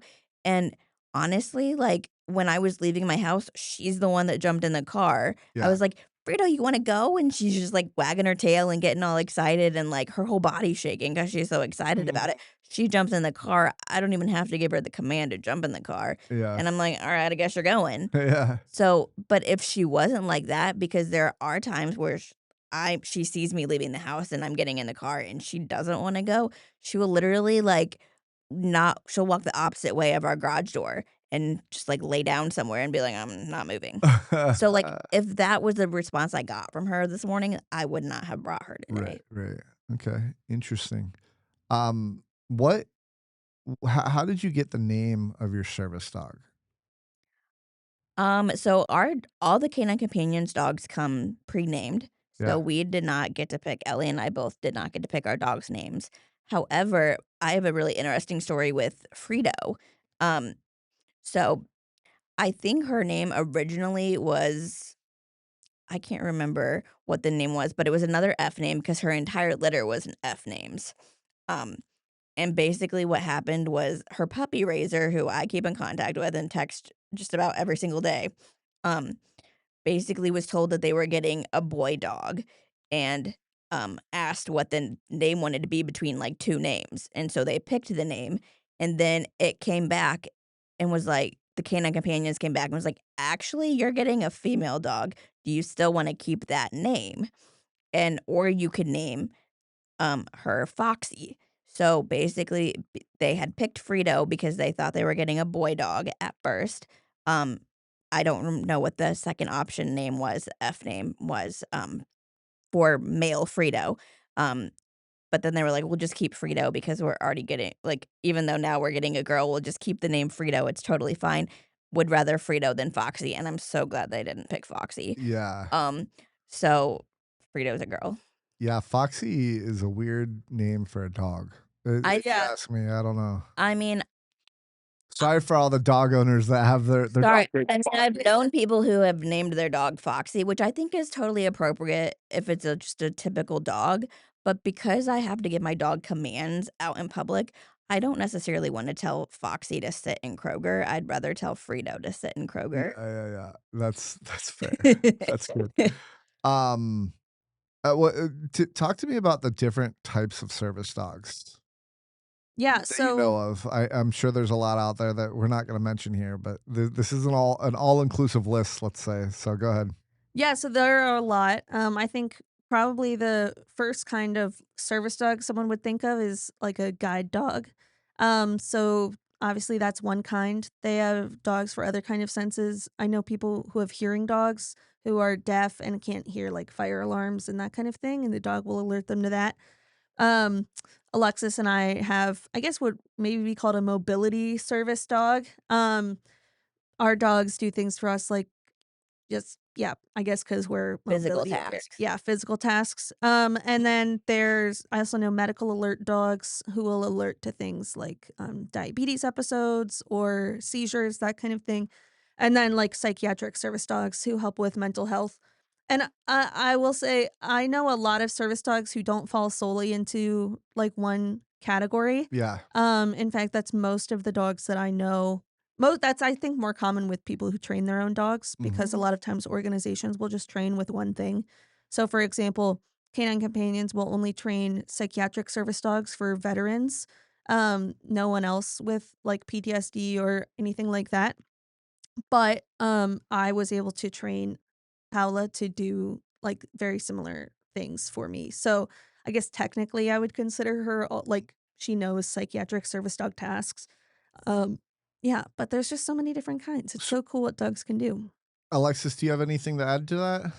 I would say that pretty much any dog, no matter what it's being trained for, is probably an undercover psychiatric service dog Mm, Oh. because dogs just in general are really good at understanding their humans' emotions and things. Mhm. And so Fredo, for me, even though she wasn't trained to help me with any of my psychiatric diagnoses, she does because she's a dog, and I think that's just dogs do that Mhm. just naturally. Yeah.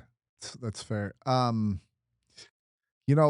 thing that I do when I don't wanna interrupt and is I'll cross my fingers and I'll even, like I'll have, like, 4 thoughts in my head, and I'll go like this, and be like, "Alright, this one goes to this one goes to this, and blah, blah, blah, blah." I had my finger crossed, psychiatric service dog, there's and multiple kinds of service dogs, I training Oh, additional tasks. yeah. Here it is. The training additional tasks. I think a lot of people might be surprised to hear, like, of course, you train the dog to maybe pick up certain objects or whatever else, but the learning or like outside of that training process, the 2 weeks, like I think a lot of people would think that like it comes completely like fully trained, if you Yeah. will, other than like the nuances of like picking certain things up. Like talk to me about that.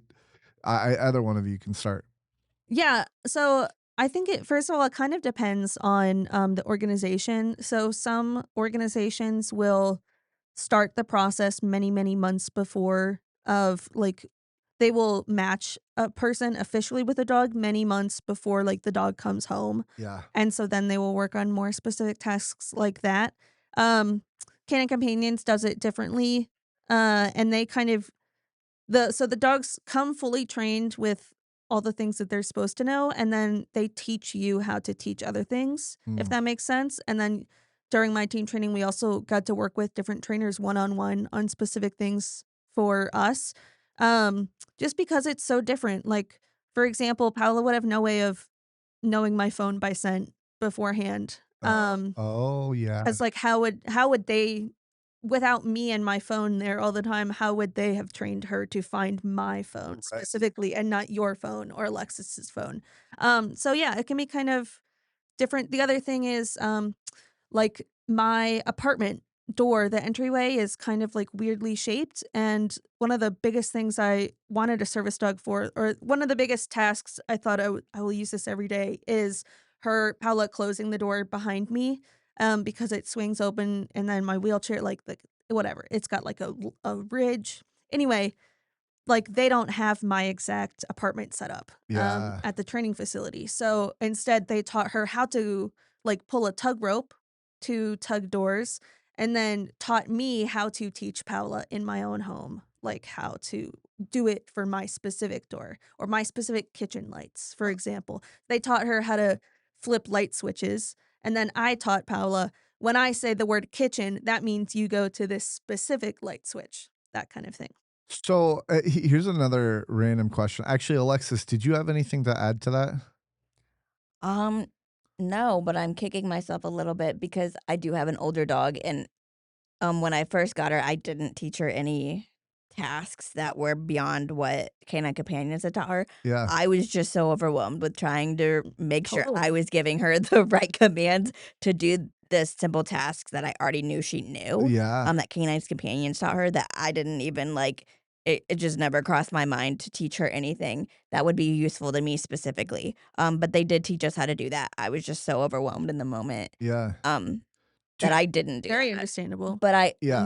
now that I've had her for, like, 8 years and I'm like, "This is, like, not overwhelming at all," because 'cause I'm just so used to it, it's just daily life for me at this point.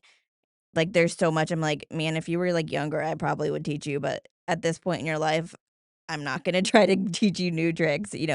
I mean, you can teach an old dog new tricks, but Right. I just don't wanna put that stress on Frito. Right. Do they come out to like it sounds like you have to go to a facility to learn how to be trained or learn how to be trained by your dog, but learn how to what to say and all that.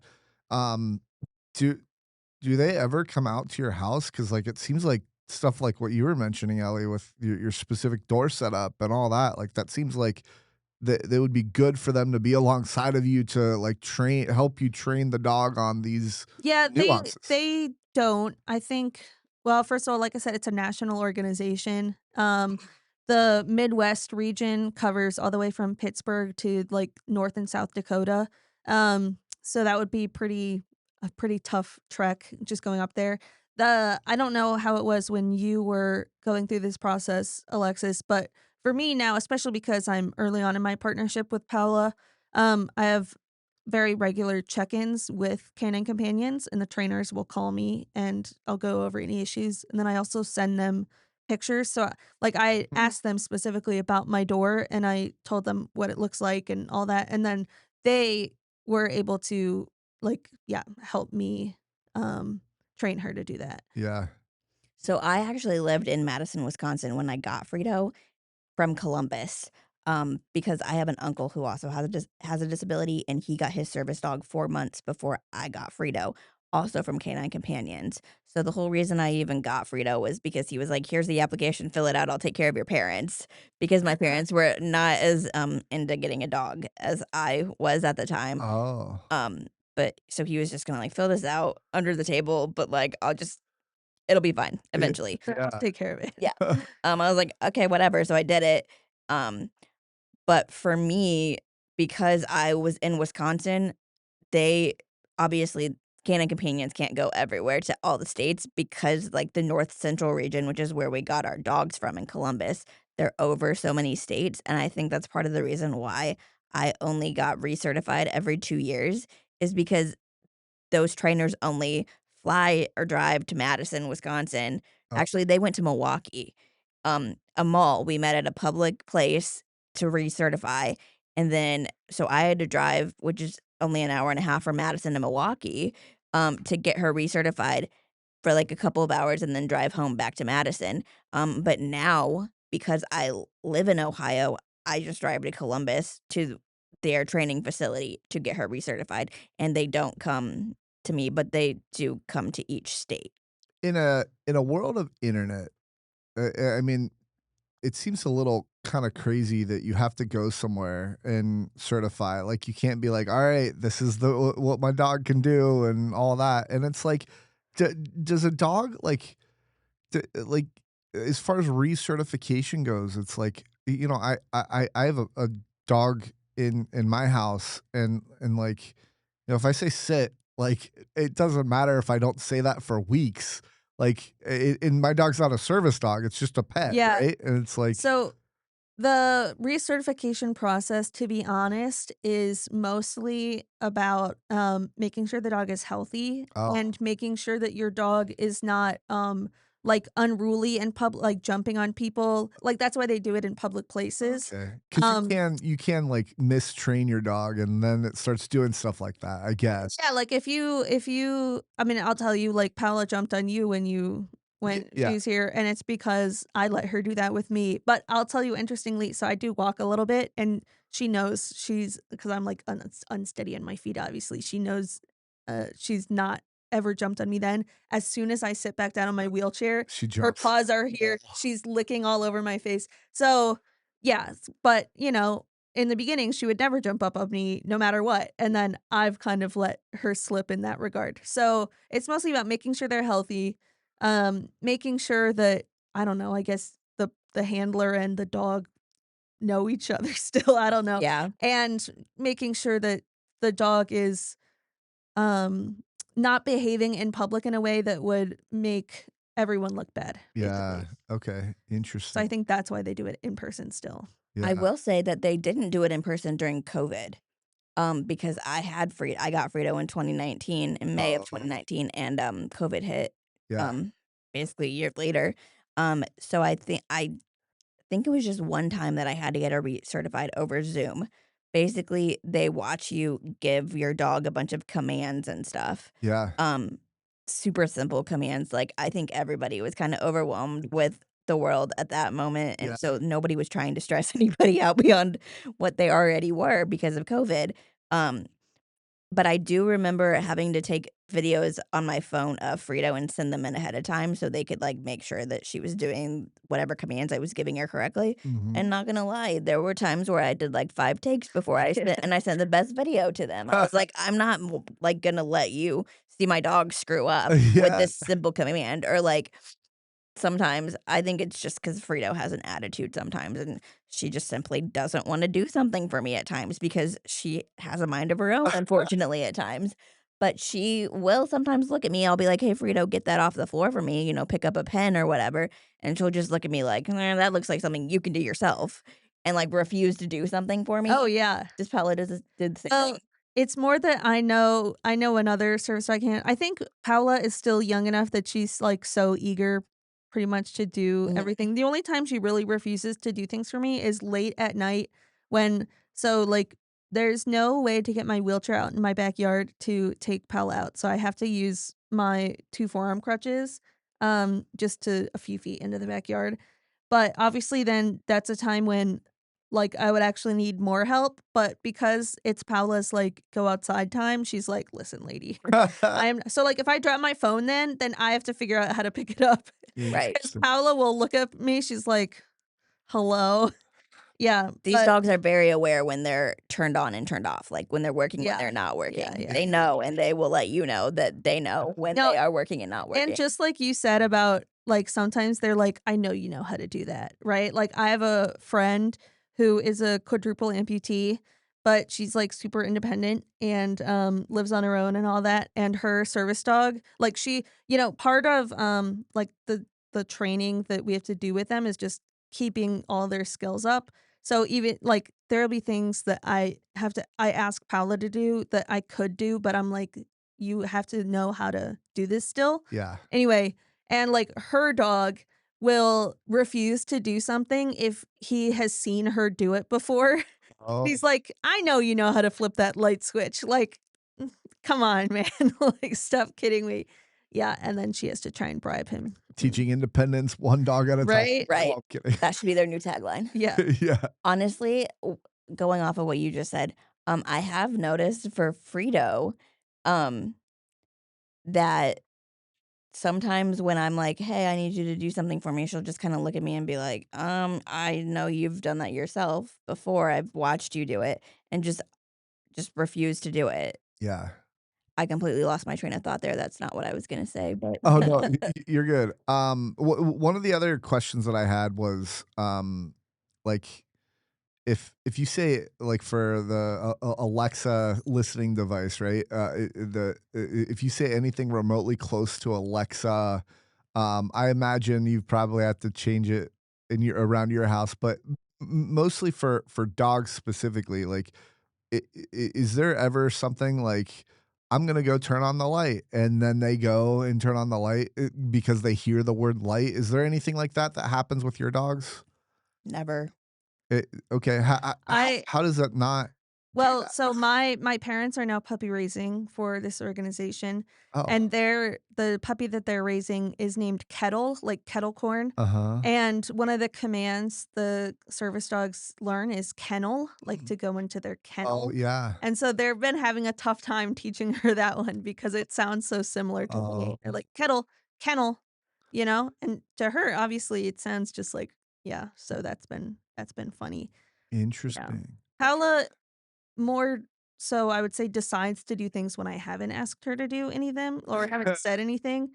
Like, I will drop my phone or her treat bag, and she will just decide it's like she wants to do it, or like I said earlier, I think, like, she will steal my phone out of my hands and then try and give it back to me Yeah. too. She's like, "I did it." I'm like, Uh "Paula, I didn't ask you to do that. I actually already had my phone and you took it from me." Yeah. That's adorable. Yeah, it's interesting because I hear you say, Ellie, a lot, like, especially when we're on the tennis court, you're like, "Pala here," and stuff like that, and so I thought it was almost like you have to say your dog's name No, and they then do did. the command. That's Yeah, what they taught us to Yeah, do. yeah, okay. name is So just, like, getting their attention. Yeah. right. Yeah. So I think the reason that Frito never does a command without me asking her to do it is because she didn't hear her name first. Interesting. Yeah, yeah. But by the way, I was telling Alexis this before the podcast. I for some reason use the same response word that I do, and it's been driving me nuts because I'm like I say interesting a lot, and I hope you guys don't get like start hearing it and get annoyed by it. But I'll say interesting all the time when I'm responding because it is interesting. But I'm trying to like do other words and respond Fascinating. other Just wo open yeah, the Wow. thesaurus. yeah, right, Wow. right. I Good point. I can't Dang. and I think I was using like, I think they've evolved over, like, the first podcast to now because I've been trying not to use the word and do it, and then it's like, I just adopt another word, and it's the Yeah. same word, and for some reason in my head, especially when I'm having a conversation, I don't wanna have to think about it, and I want us to just have a conversation, and, like anyway. So, let's get on to the theme podcast question. Did you have something to say? No. Okay. Uh, let's get on to the theme podcast question. What keeps you rolling forward? Alexis, do you wanna start? Sure. My faith is really important to me, so that's Yeah, what keeps me rolling forward. I love that. Ellie? Right now it's a battery, but normally it's my own hands. That's funny.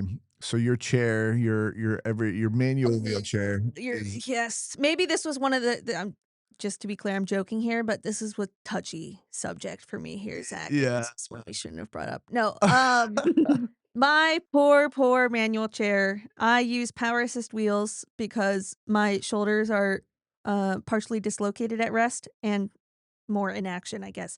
And so as a result, they're all torn up inside, and so I can't really push a normal manual chair very well. And so I use power assist wheels, which are awesome. I love them so much. Now they're broken at the moment, and so I can't use my normal manual chair to get around. So then I had to buy this power chair, which is great because it gets me places. However, I love my manual chair dearly. Yeah. It's so much more comfortable. I can Mm, sit in it and I can do things. It's more maneuverable. It's the love of my life, Zach, and it's so sad. And now it's gonna take many months yeah. for my wheels to be It's back. already been many months. I know. Listen, it feels like years, Alexis. By the Yeah. by the way, I just saw an interesting video of a company who has power assist front wheels. Pastors. Yeah. Yes, I saw that. I'm skeptical. I commented asking them questions about it, and then they got mad at me. But Oh, really? well, they got mad at me because I was like, "How does this work?" And they were like, "It works really well." I'm like, okay, just like I don't understand how having the front wheels, like, because they're so small. I'm like, Yeah. I Somebody's don't gonna have to send understand. me this because I have no idea I what you're talking I'll about. send Yeah. it to you. I actually commented because in the, like, let's say, advertisement, the guy's like, "Oh, yeah," and, like, everybody asks about battery life, and, you don't have to worry about battery life because then he pulls out, like, this kinda, like, big battery. Not like a crazy battery, it's something you Yeah. can lift up, which is great, but he's like, "But not to worry because you can just switch out the battery."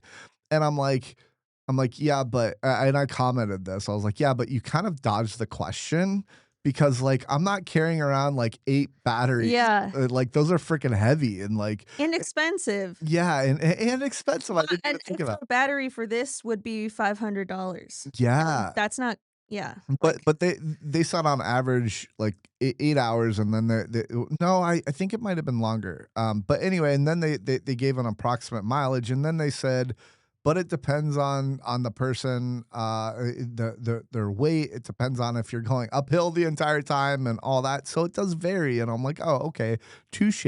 Seems like a cool technology. Um, but yeah, I'll send you the video, Okay. Alexis. So faith. An interesting question I like to ask people about faith. And Ellie, can you real quick share where you are with faith? Yeah, I'm an atheist, but I'm open with all kinds. I actually studied the Middle East in college and lived in Jordan for a little while, so I'm Oh, actually kind of familiar with Islam too. interesting. And when you say faith, Alexis, you mean Christianity, right? Yes. Yeah. And so one of the questions I always like to ask people who talk about faith that are disabled, is kind of like the age old question of like, well, if God's so good, why are you disabled? And I have an answer for that, but I'm always curious what other people's answer are. There is. I don't know what I should have used there, but anyway, go ahead. Yeah, so for me, just kind of getting to know God and my own relationship with him, I have come to realize that God cares more about our spirit than he does our physical bodies Mm, because eventually we're all going to pass away and get new bodies in heaven. mhm. Or at least that's what I believe is going to happen. And our spirits are what go with us, our bodies stay on earth, when we pass away, but our spirits are what move on. So I feel like God cares more about our spirit than our actual body. Um, and also the whole point of the Christian life is to know Jesus, be known by Jesus, and to make Jesus known. And you can do all of that with a disabled body. Um, Yeah. that's not something that you have to be an able body to be able to accomplish. Yeah, have either of you heard there's I think it's a parable or something like that. It's like, some sort of maybe Japanese parable or something like that, and, it's basically like something like, um, uh, a father has a son who um, was was riding a horse. I'm gonna majorly butcher this. I need to like have this written down because I've referred to this parable a couple times, but it's something like a father had a horse. A father gave his son a horse, and um, he was riding it along, and he fell and got paralyzed. And the townspeople came to the father and was like, "Oh my gosh, that's so horrible." And the father says, "We'll see." And then the country gets into a military conflict, and they have to draft all the men, and then they're like, "Oh man, it's so awesome! I mean that your son doesn't have to be drafted," and then they're like, "We'll see," and it goes on and kind of like talks about the yin and yang of like a tragedy happening and then something happening later on in life that like is actually maybe a blessing that in disguise and stuff like that. And so like um I kind of look at it as like a more of like a we'll see. Like I think you know I wouldn't have ever been met you two, right? And you guys came into my life. A bunch of other people came into my life. I I don't think I would have been coaching any sort of wheelchair or adaptive tennis. I might have been a tennis player, but I come from a family. My older brother was a football player. My dad, my grandpa, like they were all football players. So that's probably the path I would have taken. But because I'm disabled, I was not able to go in that route. So it's it's interesting, let's say, to think about the disability and if God's so good, like we think I think as a society that being disabled is a bad thing, and I I, I think overall I do agree with that sentiment, let's say, but there are some really awesome things that have happened in my life as a result of my disability. So, Ellie, do you have any thoughts on that? Yeah, I definitely agree. I get a lot of people who, when I like talk about my past few years, who express like pity, and I just point out to them like how good my life is. I feel like I have a really wonderful life, and I've met so many amazing people and had so many amazing experiences because of some like bad things that have happened to me, like disability and such. And so for me, I guess I just see it more as like it's just a neutral fact of like this is what happened, this is how my body is. And it's kind of definitely changed my path in life, and yeah, it's not necessarily like I'm not sad. Yeah. You know what I'm saying? Like Yeah. I consider myself to have a very blessed life. Yeah. Yeah. I may Alexis. not always like what disability did to my body, but I like who it made me Yeah. Mm. as a person. Oh, that's so true. Yeah. Who it made you as a person. I think I have and it's so hard to tell, like, because I've been born like this. I was born like this. You were born like this, Ellie. We can talk about Yeah, this a yeah, little yeah. bit later. It's a little bit more nuanced for you, but it is an interesting concept of like, what did disability give me? Like, what did it provide me? And I don't know that I can fully point to one thing. Let's say, can either of you? Not one thing, no. Or I mean, of course, but like name one thing, let's say, maybe not point to Compassion. ah, I think I care a lot more about people than I maybe would had I not gone through all the struggles that I've gone through. I yeah. I think it gave me perspective because I Mm, think there are so many things that I now and again, we're touching on this later with, like, being born disabled kind of, but also not, like, you see the world so much differently, yeah, and there's so many things that many people do not notice, like a tiny what many people would consider to be, like, a little barrier of one step is, in fact, a huge barrier and that kind of thing, so I think perspective is yeah. kind of what it gave me. I like that. Okay, let's go back to the what keeps you rolling forward type of questions. Tell me about a time in life, a time life forced you to do something hard that ultimately made you stronger. I know that's a really tough question to ask you on the spot. So if you don't have an answer, like that's fine, but we can move on. Just let me know.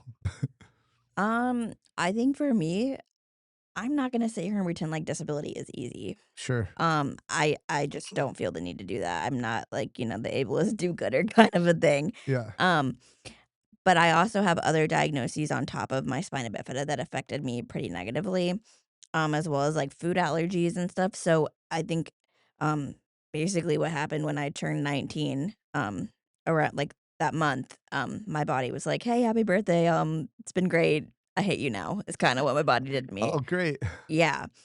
So while I was born with spina bifida and I had all of the typical spina bifida issues, with like the brain and everything like that, all of a sudden, and within the next 10 years, I developed a gluten allergy, a dairy allergy, an MSG allergy, Meniere's disease, anxiety, depression, and PTSD. Whoa. So there is 7 more diagnoses that I have that I did not have prior to the age of 19. Wow. Um, and those honestly, there's not a whole lot good about any of those, if I'm being completely honest. It makes my life way more difficult than it already was with just the spina bifida. Right. Um, but, like, it changed what I was allowed to enjoy. Like, as an adult, when you interact with a peer, a lot of times you're going over a meal or something like that. When you have a lot of food allergies, eating out can be a nightmare. Right. And, there's been a lot of times where I will go out with friends and then I'm super sick within 15 minutes of eating the meal because they told me it was gluten-free and then it wasn't. Like, I went to one specific restaurant with my family one time and I thought I was doing good. I got grilled chicken and, steamed broccoli, but they didn't tell me is that they steamed their broccoli in the same water that they cook their pasta in. Oh, Oof. So, I am very sick, like, violently sick, um, because they didn't tell me that. wow. What do you think affected you more, your spina bifida or those other things? Probably the other thing. I think physically the spina bifida affected me the most, but I think emotionally everything else affected Yeah, me. yeah. I grew up with ADHD, and that's when I asked my parents that they're like hands down ADHD affected you more, and I think a lot of people would be surprised by that. So, um, Shoot. Because Go ahead. sorry, I keep thinking of something else No, to say. please. For me, spina bifida did not ever stop me from living my life. Right. It has not once in my life stopped me from living the life I want to live. Yeah.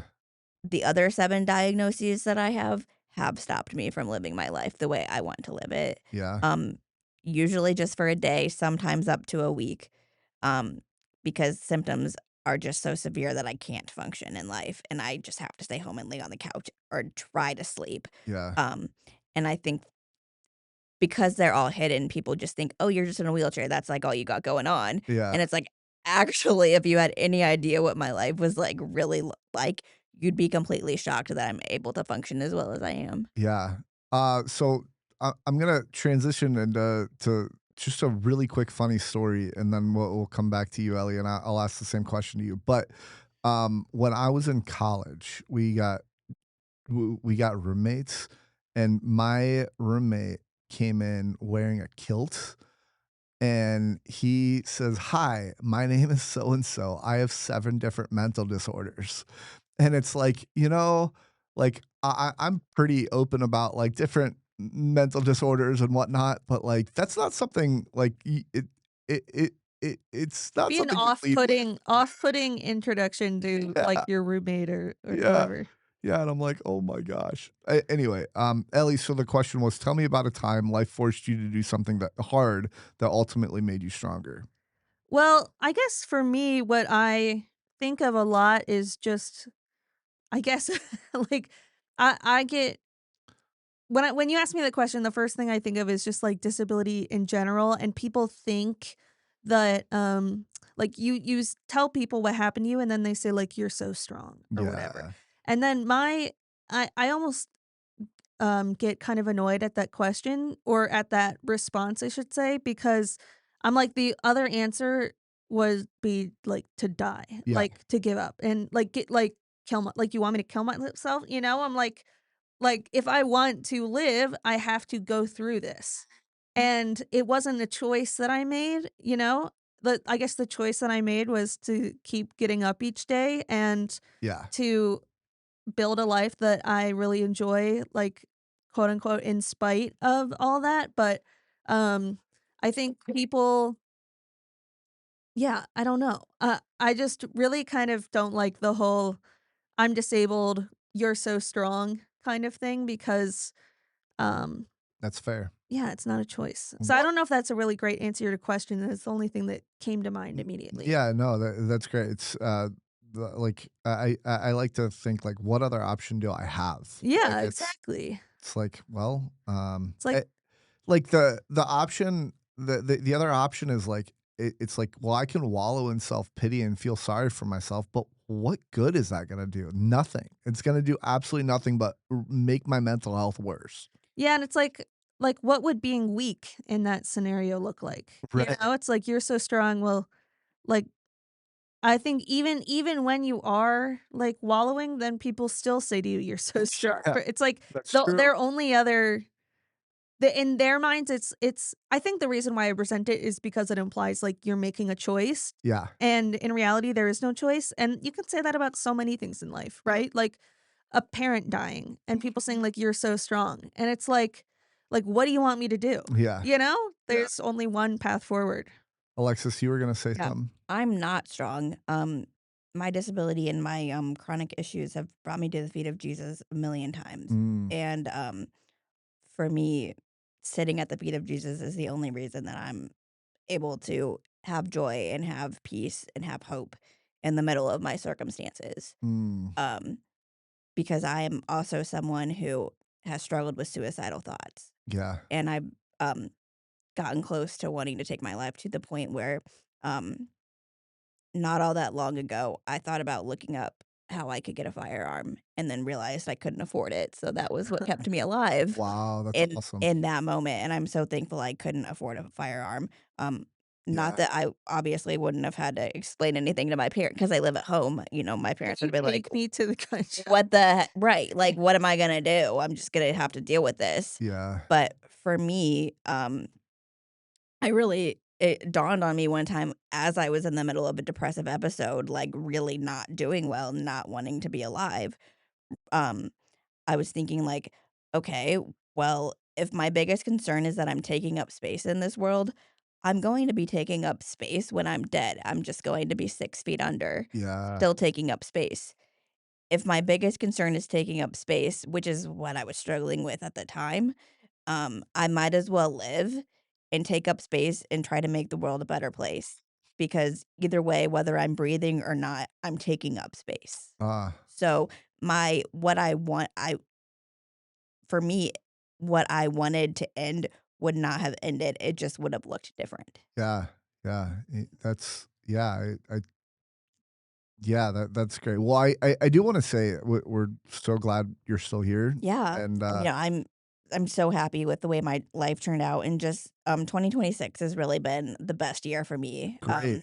I found in a really dark moment, I was on Instagram scrolling, and I had liked this Instagram page, that was like a Christian ministry for women, with physical disabilities and chronic illnesses called Even If Ministries, and I just happened to go to their, main page to find that they have a Bible study that meets on Zoom weekly, Mm, and I started going to that, and, I've never felt so supported in my adult life, since being with that group of girls because we all have a different diagnosis, but we're all cheering each other on, and we're all there to pray for each other, and we're all there to just like, hey girl, like today's really hard and it's allowed to be really hard and you're allowed to cry and be angry that this is your life.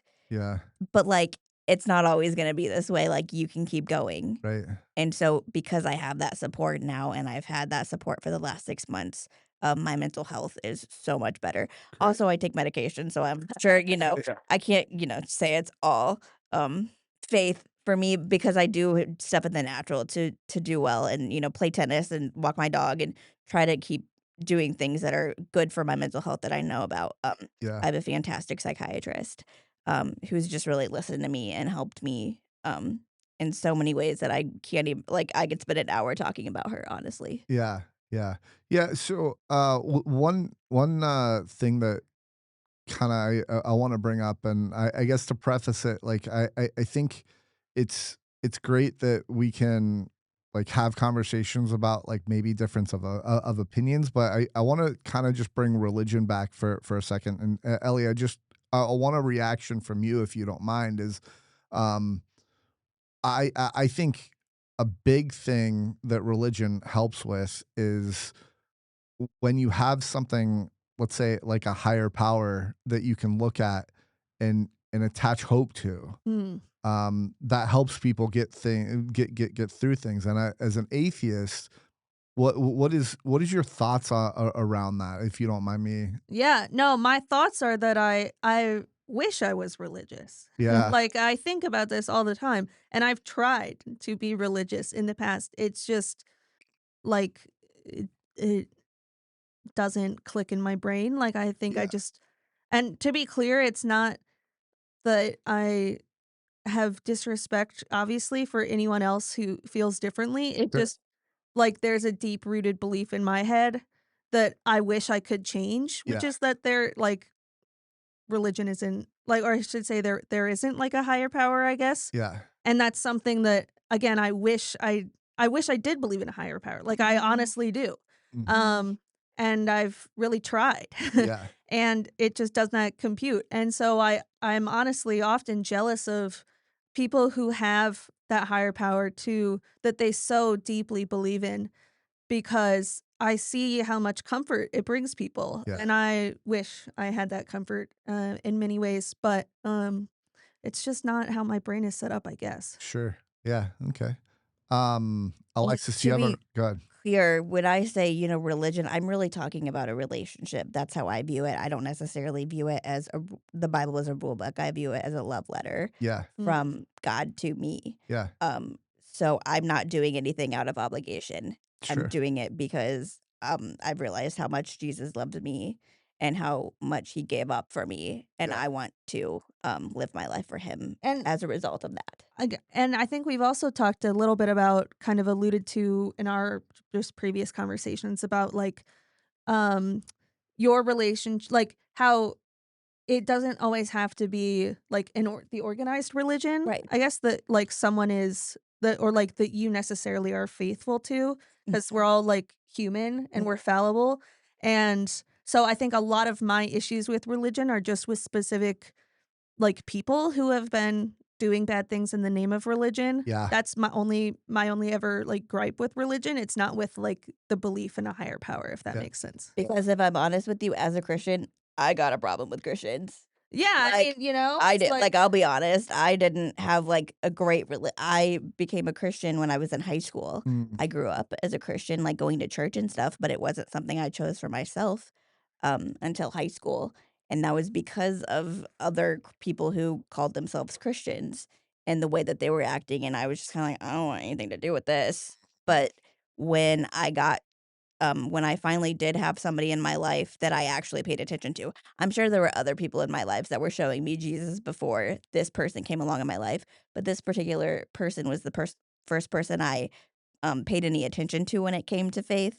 Um, I think mhm, she had something in her that I wanted. mm, And that is what made me make the switch and choose Jesus for myself because I wanted what she had mm, and I wanted that relationship. yeah. Um, and she was really the first Christian that I paid attention to that was like I want what you've got. Yeah. Mm. Yeah. What going back to the theme question, what's one of the most meaningful pieces of advice you've ever received? I think and this isn't even necessarily disability related, but it's just kind of this running theme that my parents have always instilled in me and my siblings, which is like there may be such a small shot that XYZ happens, like something good, right? But it for sure there's a 0% chance if you don't try. Love that. So, for example, like being a published author, very, very, very small chance, Yeah. like, of that. Like, it's there like, if there are 1,000 people who write a book, like, actually finish it, it's less than 1 that would actually end up then getting published, so it's Yeah. really hard, and but I was like, "It's a 0% chance if I don't at least try," Yeah. right? And so I think that's kind of always my motto. There have been so many things I've shot for the stars, and not all of them pan out, but Mhm. it's like, well, it wouldn't happen Sometimes if I the didn't arrow try it. comes and hits you back in the Right? face. Yeah. Yeah. It's like a boomerang. You're like, Right, yeah. okay. Yeah. Yeah. Alexis, how about you? Most meaningful piece of advice you've ever one of the most. I don't know that I have anything. Okay. That's okay. We can move on. I can't think of anything. One other thing that I just wanted to bring up is that I find interesting that you kind of that we've alluded to already is I think we live in a world where we look at like let's say privilege. There's probably a better word there than privilege, but we look at privilege and we look at it from like the outside perspective. So like if you if you put me with like an able-bodied homeless person and you Mm. didn't and you clean that homeless person up, let's say, and um you, and you had people point who's more privileged, you would say, oh, that homeless person is absolutely more privileged, right? Just from the outside. And I think society today doesn't look enough or really just looks at too much surface level things instead of like almost like, oh, we need to help prop up people who were beaten as a kid, let's say, and now have mental health issues. Now, I do think mental health issues are getting more and less and less stigmatized, let's say. But I wanted to just kind of hear what your thoughts are on what I just said and all that. Whoever wants to go first. Yeah, I think that's another thing that I often take issue with. Like when people come up to me and assume I have a bad life because I'm in a wheelchair, or assume that my life is worse now than it was before my wheelchair. Yeah. Particularly with people who like knew me as a kid or like are friends with my parents or something. Um, and what I really try to get across from them is like my life is awesome. Yeah. I feel like so lucky. Like I think all the time about how lucky I am to be able to access healthcare, how lucky I am to be able to like vote as a woman, how lucky I am to be able to like post something for Pride Month and not worry about my job or my relationships with my family and friends. Like, even, I've know people have been kicked out of their house for being gay as a teenager or something like that. Right. I am financially secure. I have yeah, I have so many good I've like basically won what I would consider to be like negative or neutral thing, which is my disability. And then to me, it's so vastly outweighed by all of the other amazing things that I have in my life. And I wish people could understand um that like, if I think it's probably based in fear because people know that they can always become disabled. Like, Yeah. it could happen to you at any time, and I think they worry, that they would have a bad life, I guess, and so they kind of project that onto you and think, like, your life must be worse because you're in a wheelchair. Because I wouldn't wanna be in a wheelchair, so therefore it must be bad. And instead, I'm like, "No, there are a lot of great things. I have a wonderful community that I found because I'm in a wheelchair." I Mhm. literally, when I became really disabled, my very first thought was, "I can get a service dog now, guys." And, Yeah. like, there are blessings that I have even because of the thing that so many people consider bad. So, yeah. Alexis? Yeah. I think that's been a huge thing just recently in the news, in the disability community. I'm not entirely sure who he was because I wasn't a follower of his before his name came up because of some actions that him and his wife took. Um, but there was I think he's a YouTuber. He recently decided him and his wife got a Down syndrome diagnosis Mm. from their unborn baby. And so they decided to terminate because the baby was going to be born with Down syndrome. Mm. And something that came to my head, and I don't know, it must have been the Holy Spirit just like dropping this into my head because I didn't come up with it on my own, was it's not better to be dead than disabled, Yeah. because I think that there's so many people in our society, especially, just speaking in America. I don't know how it works in other countries where people are like, I would rather be dead than disabled. And it's like, absolutely not. Like, I'm not saying this is an easy life, but it's absolutely a life worth living every single time. Yeah. Yeah, a common thing with spina bifida is, especially if you find it early on, is like, "Oh, well, they're gonna have a bad life, and, let's just abort their baby," and, like, regardless, I know abortion's a hot topic, but, And like, I'm not dogging abortion at all. I'm not saying whether I agree with it or I don't agree with it or whatever. I don't think that disability is a good reason to terminate a pregnancy strictly because of disability. I think for me it's a little different, and I guess maybe this is I don't want this is just to be clear, not political what I'm saying this, but we're compatibility. talking abortion, Ellie, this is I know. political, what are you No, but talking about? what I'm saying is, like, for me, it's, like, compatibility with life versus like, being disabled, but having a life, like, there are some conditions, like, No. as Yeah, no, what I I'm get saying? that. Like, Yeah, I know exactly what you're I saying, I'm under just clarifying, like, if it's gonna be a baby that would live, like, 12 hours in absolute agony, like, I don't think that's but to me, that's not even really, like, Abortion. yeah, well, it's like, to me, that's so much different than exactly like what you were saying, like, no, and my baby would be disabled. Yeah. to be clear, I'm not saying that there aren't some disabilities or diagnoses that are not compatible with life. I completely Yeah, understand that. yeah. I'm not no Yeah, judgment no, whatsoever totally. to anybody who's been in that situation. I'm just saying to get like a spina bifida diagnosis Yeah. or a Down syndrome diagnosis, it's not that they physically can't live outside the womb. Yeah. Yeah. Hey, real quick, just careful talking over each other. I know Sorry. this is a passionate topic or whatever, so just the audience can't hear as well if you do. So I just a reminder. Sorry. Anyway, Ellie, you were gonna say something? No, I'm just saying, yeah, I totally agree. I think it just goes back to people assuming a disabled life is always bad. And I think it's hard.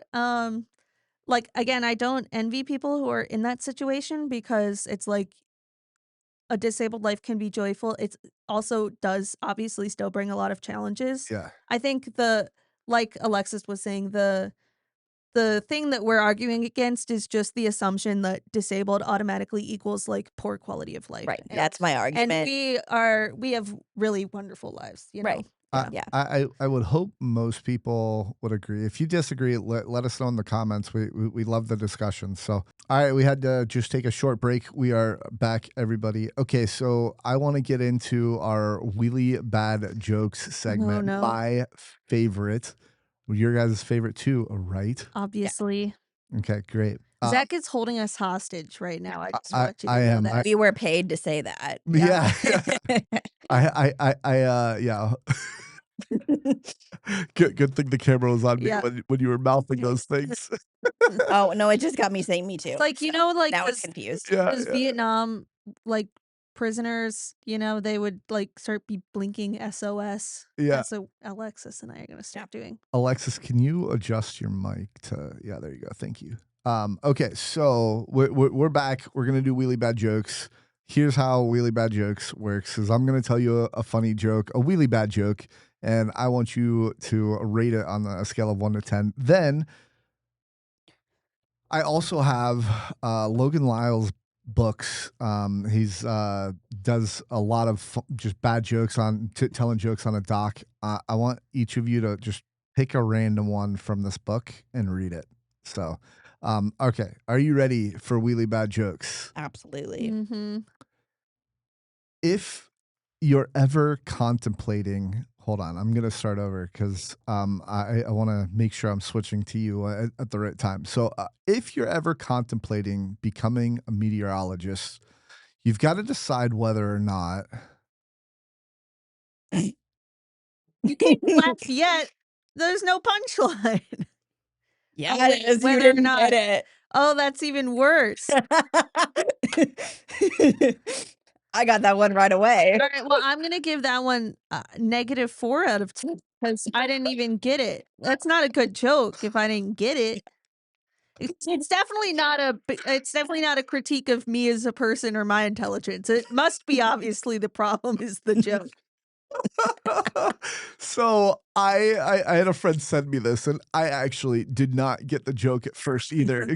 I had to watch it multiple times. Wow. And Alexis, I feel so special right now.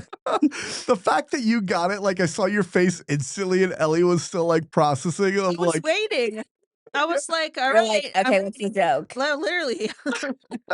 that would have been my reaction would have been Ellie's reaction if I was if the roles were reversed. Okay, Alexis, did you rate it? No. What would you rate it? 10 out of 10. That was pretty. Yes. Wait, so now if we take the average, it's -4 versus 10. I'm sorry, I'm bringing it down a little bit. Okay, I do have another one that I got too. No, this time I'm gonna get it. I'm ready. This is a similar one that you kind of have to think about. So okay, here it is. I have a Polish friend that's a sound technician, and a Czech one too. Okay, that one was no. Why are you? I get the joke. It was just bad. It was bad. I got the joke though. I would not even say the little snort was worthy of. So wait, you're telling me that jokes that I'm telling on the wheelie bad joke segment They're really bad. are bad? No, not just bad. No, the You're first forgetting a one was word. good. The first one was a 10 out of 10. This one was, I'm giving it a -4. Well, no, but I'm not gonna give that one a negative. I'm not gonna give that one. English, Ellie. Do you see what you've done to me here? Why are you putting this in the middle of the pod? This has to be the end because we're not gonna be able to talk afterwards. That's great. Okay. All right. You So got all the serious talk out of the way, so it's fine. I want you guys to each read one. Ellie, you got the book first, so All right. you read one first. Opening it up. Do it. Read it. Read it. My kids put together a PowerPoint presentation on why we should go to the water park. It had several slides. It's gotta be performative here, Zach. I'm not sure. I love dad jokes. That's why I have this segment. Okay, that makes Alexis, sense. your turn. My friend asked me to pick up. Wait, hold on. Sorry. Start over. My friend asked me to pick up 6 cans of Sprite. When I got to his house, I realized I had picked 7 Up. That one's just like a a knee slapper. I liked Ellie's joke better. Yeah, I didn't I like love my you say joke, but you told us to open the book. I did, yeah. I love how you say my joke as like I don't want to be associated with that joke. You know what I'm saying? Like, don't call it Ellie's joke. Ah. Here's a better one. Hold on. And we've heard this one before, but it still makes me laugh. If a child refuses to nap, are they resisting arrest? Arrest. I like the play on words. Yeah. I do like ones that are play on words. So, okay. Put the book back down. Okay, so this is something else that I want to do. It's kind of like a new segment that that's been created just for you. I don't know Wow. what to call this. So if you all have anything in mind, because I think it'd be fun to do this in the future with two guests. I'm calling this True, False, or Discuss. So I'm going to say something, and I want you to say, yes, you think it's true, yes, you think it's false, or maybe it's a little bit more nuanced. I think a lot of these might be a little bit more nuanced. So, okay, so the first one is kids should be encouraged to ask disabled people questions. Absolutely. Whoa, Alexis, I said true, false, or discuss. It's absolutely true. Yeah, I would. Sorry, do you want to? You expand. No, Okay. you tell me your answer. True discuss. True discuss. No, I think my answer is also yes, but like with Okay, now caveats. Right. Okay. Agree. Okay. So go ahead. What's your thoughts on the caveat? I think it's absolutely appropriate to ask kids or to tell kids that they're allowed to ask people with disabilities questions. I just think parents should, if they are able to and know how to help kids or how to teach kids how to ask questions, that is what they should do. However, I don't get offended if something that comes up a lot. Sorry, my dog is snoring. Can you hear Yeah. her? Okay. The mice won't pick it up though. Perfect. Well, my dog is sound asleep.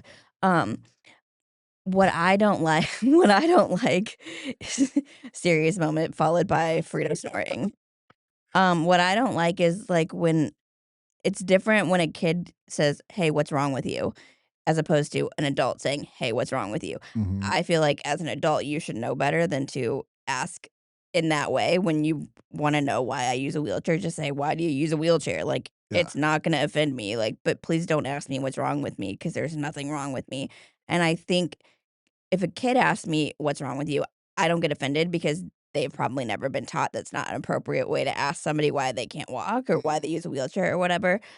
So I think parents should do what they can um, to the best of their knowledge to help a kid understand appropriate questions to ask and how not to ask questions. Sure. But I don't mind kids asking questions. It also something I notice throughout my life is that when a kid is curious, they might start pointing at me, which I totally don't mind if they're pointing at me. Honestly, I have a dog at this point, so they're usually pointing at Frito and not even pointing at me, but I'm just in the way, so they're pointing at me too. Mhm. But the parent will kinda, like, grab them and be like, "Shh, don't do that," and it's like, you're just teaching your kid to, like, fear someone who looks like me, Yep. unfortunately, like, that's the message that you're sending them. Whether you mean to or not, that's what they're getting from that, and so they're not going to ask questions, and then they're not gonna be educated Yeah. because they're not asking questions of people who have answers. Mhm. Yeah, I agree, but I also want to add, I think sometimes I wish parents would take more of the like burden of talking about it.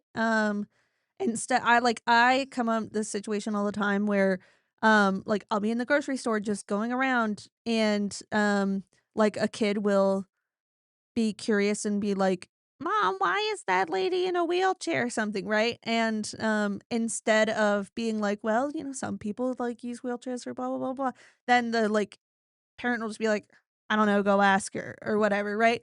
And I would prefer, personally, that the parent give more explanation about just, like, teaching that there are different like, people use different ways to get around in life, that kind of thing, and then asking me versus making me do all the, like, parenting almost, you know what I'm saying? Yeah. Um, and I guess it's, similar, like, I experience this a lot more now, I think, with, having Paula, because kids are obviously like, "Why is there a dog in the store? Why is there a dog at the museum? Mhm. Why is there a dog at the movie theater?"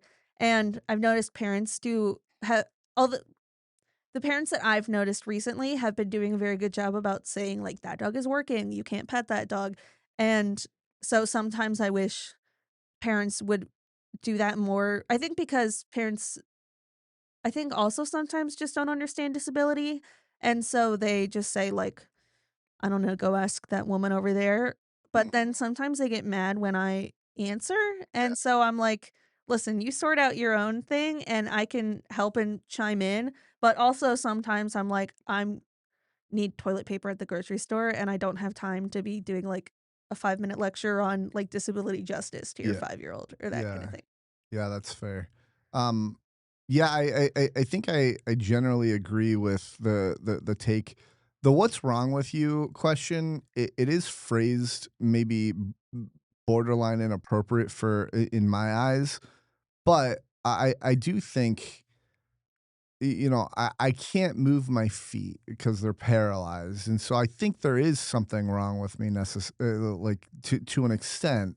Now, does that make me a lesser human being? No, right? So, I think that's maybe where I differ a little bit with you, Alexis, but it's relatively the same. Yeah, and I think if there wasn't the connotation that um disability or like something being wrong with you made you less of a human, Mm. I think then I wouldn't necessarily mind the question. Fair. But I think because the connotation is you're less than Mm, because there is something wrong with you, that's where I have the issue. yeah. And I also think because people also use the phrase, like, imagine you're like someone's doing something, you're like, "What's wrong with you?" Like, Mhm. and it's a bad action that they've done, and that's why you're saying, "What's wrong with you?"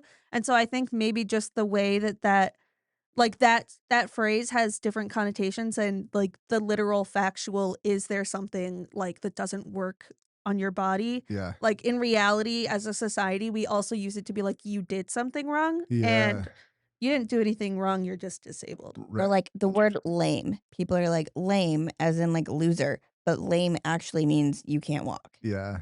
Yeah. And it's like, Do you not like when people use that term? no, when people use that term, I just like be a smart ass and Yeah. be like, yeah, you're not telling me anything I didn't already know. Like, like, Duh. yeah, hello. Yeah. Yeah. Because they don't know what they're saying is most of the time what's going on. I mean, I had the conversation with my brother, like, one time when I saw him. I don't see him very often because he lives in Des Moines, Iowa, but when I saw him, he said the word lame, and I was like he wasn't calling me lame, but I was like, "Do you know what that word actually means?" And he was like, "No," and I told him, and he was like, "Oh, I didn't know that's what I was calling people." And I Uh, was like, "Yeah," and so, like, because I know that's what they're saying, yes, they're saying it in, like, a bad way, like, "You're lame," like, "You're stupid," or whatever. yeah. I take it as like, duh, like you're the dumb one because you just called out the obvious. Yeah. Yeah. Interesting. Um, quick question for you. I always like to ask this. How long do you think we've been going? Like since we hit record, and so that includes the break that we had too. A couple hours. 3 hours. Dang, you overshot. You're the first guest that I think has ever overshot. This is my 2nd time here, so I was just going longer. You know it. Yeah. Alexis, how long do you think? I said like 2 hours, a couple hours. 2 hours, 35 minutes. Okay. Yeah. So, okay. So the next one is, So people are tired of our voices by now at this yeah, point. yeah, yeah, right. Next one is independence is more important than comfort. Uh, my answer is I think everyone has a different, like, it's what each person values more, and I Sure. don't think there is a right or wrong, it's just what you want. Hmm. Alexis? I think it depends on the situation. Yeah, I agree. Like, do I want to be independent and like, Comfortable. yeah. I I wanna mean, be and independent and comfortable. I mean, truthfully, I'd prefer both, but like, if I had to pick one, like, it depends on what the task is. Like, how uncomfortable is it to be independent in this area? Hmm. Like, would I pick comfort over independence? Yeah. I would. It would entirely depend on the situation. Hmm. What I would pick, Interesting. and Yeah. probably my mindset in the moment too. Yeah. Interesting. Every disabled person should play a sport at one point in their life. Uh, I I think I'm gonna say no only because I hate being told what to do. I'm like, okay, well, like now I won't. What do you mean I have to? I think the thing I would say yes to is every disabled person should have to do an adaptive activity, like adaptive community activity Yeah. once in their life. Um, because I think for me, the reason why I would say yes to the adaptive sports is because of the community and of seeing like how you can adapt things to make them like joyful and possible for you. And so I don't think it necessarily has to be sports. I think it could also be like I know people who like like use sewing machines in an adaptive way because they can't use the foot pedal, and so like they have different setups. And there are these people like maybe like their hand dexterity is bad, but they still like doing crochet, and they like are in a group and they all talk about that. So that I Yeah. guess is my answer. It's interesting. I just recently heard of somebody who goes to Bible studies where there's other disabled people. Oh my gosh. No, It's like I that's said something about it or something. crazy. Yeah, Wild. No one would ever do I that. know. I know. Alexis, what is your comment on the or thought on the every disabled person should play a wheelchair sport at some time? Yes and no. Yeah. So agree and disagree because I think that every disabled person with a disability, sorry, I really hate disabled person. Just the wording of that, I just ick. Okay. Um, but I think that they should experience the community that playing an adaptive sport will give them. However, if they're not into sports, they're not into sports. Like something that we have in our area that I've done a couple of times is adaptive cooking. There's actually a farm you can go to that has a completely accessible kitchen. Eric and Yvonne both are Yeah. on the podcast. Yep. Okay, cool. I didn't see their episode yet, but I will go back and watch that now. Um, but if cooking's your thing, like you can still find incredible community because they do cooking classes, I think monthly or weekly or something. I don't know what their schedule is. There's also Monthly. adaptive music, that I saw at the SOAR Expo. They're Mhm. like they will adapt instruments for you Cool. to be able to play. So I think that people should experience the community that adaptive sports brings, but I don't necessarily mean it has to be an adaptive sport. Yeah, that's fair. Yeah, I agree. I think I'm very passionate about adaptive sports. I think my answer would probably be yes, they should. Um, but I haven't done those other non-disabled community, non athletic sports within the disabled community stuff as much as as much as you have, for example. And I'm sure I would probably find something similar there that I found in adaptive sports. So, um, okay, so service dog edition of the same thing. Service dogs are becoming too common.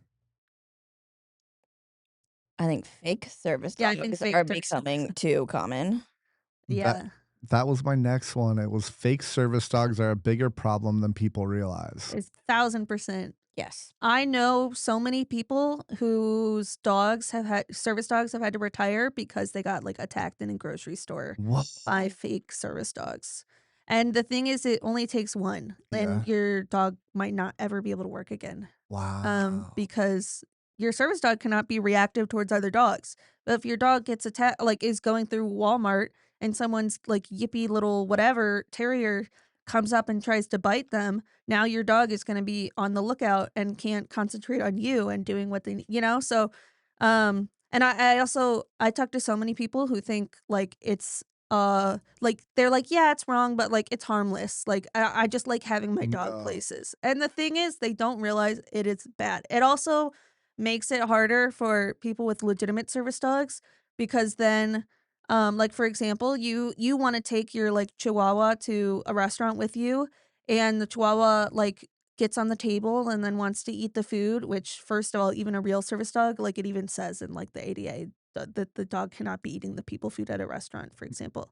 But like then all the people in the restaurant are like, yeah, we had a service dog come in last week, tried to eat all the food off the table, and we had to kick him out. And then someone comes in with a real service dog and they're like, we have, yeah, everyone says they have a service dog, but you know, we're not going to let you in now Yeah. because like blah blah blah blah. Anyway, so it's a huge problem, I feel like. And I think there's a big problem because so many people have emotional support animals now.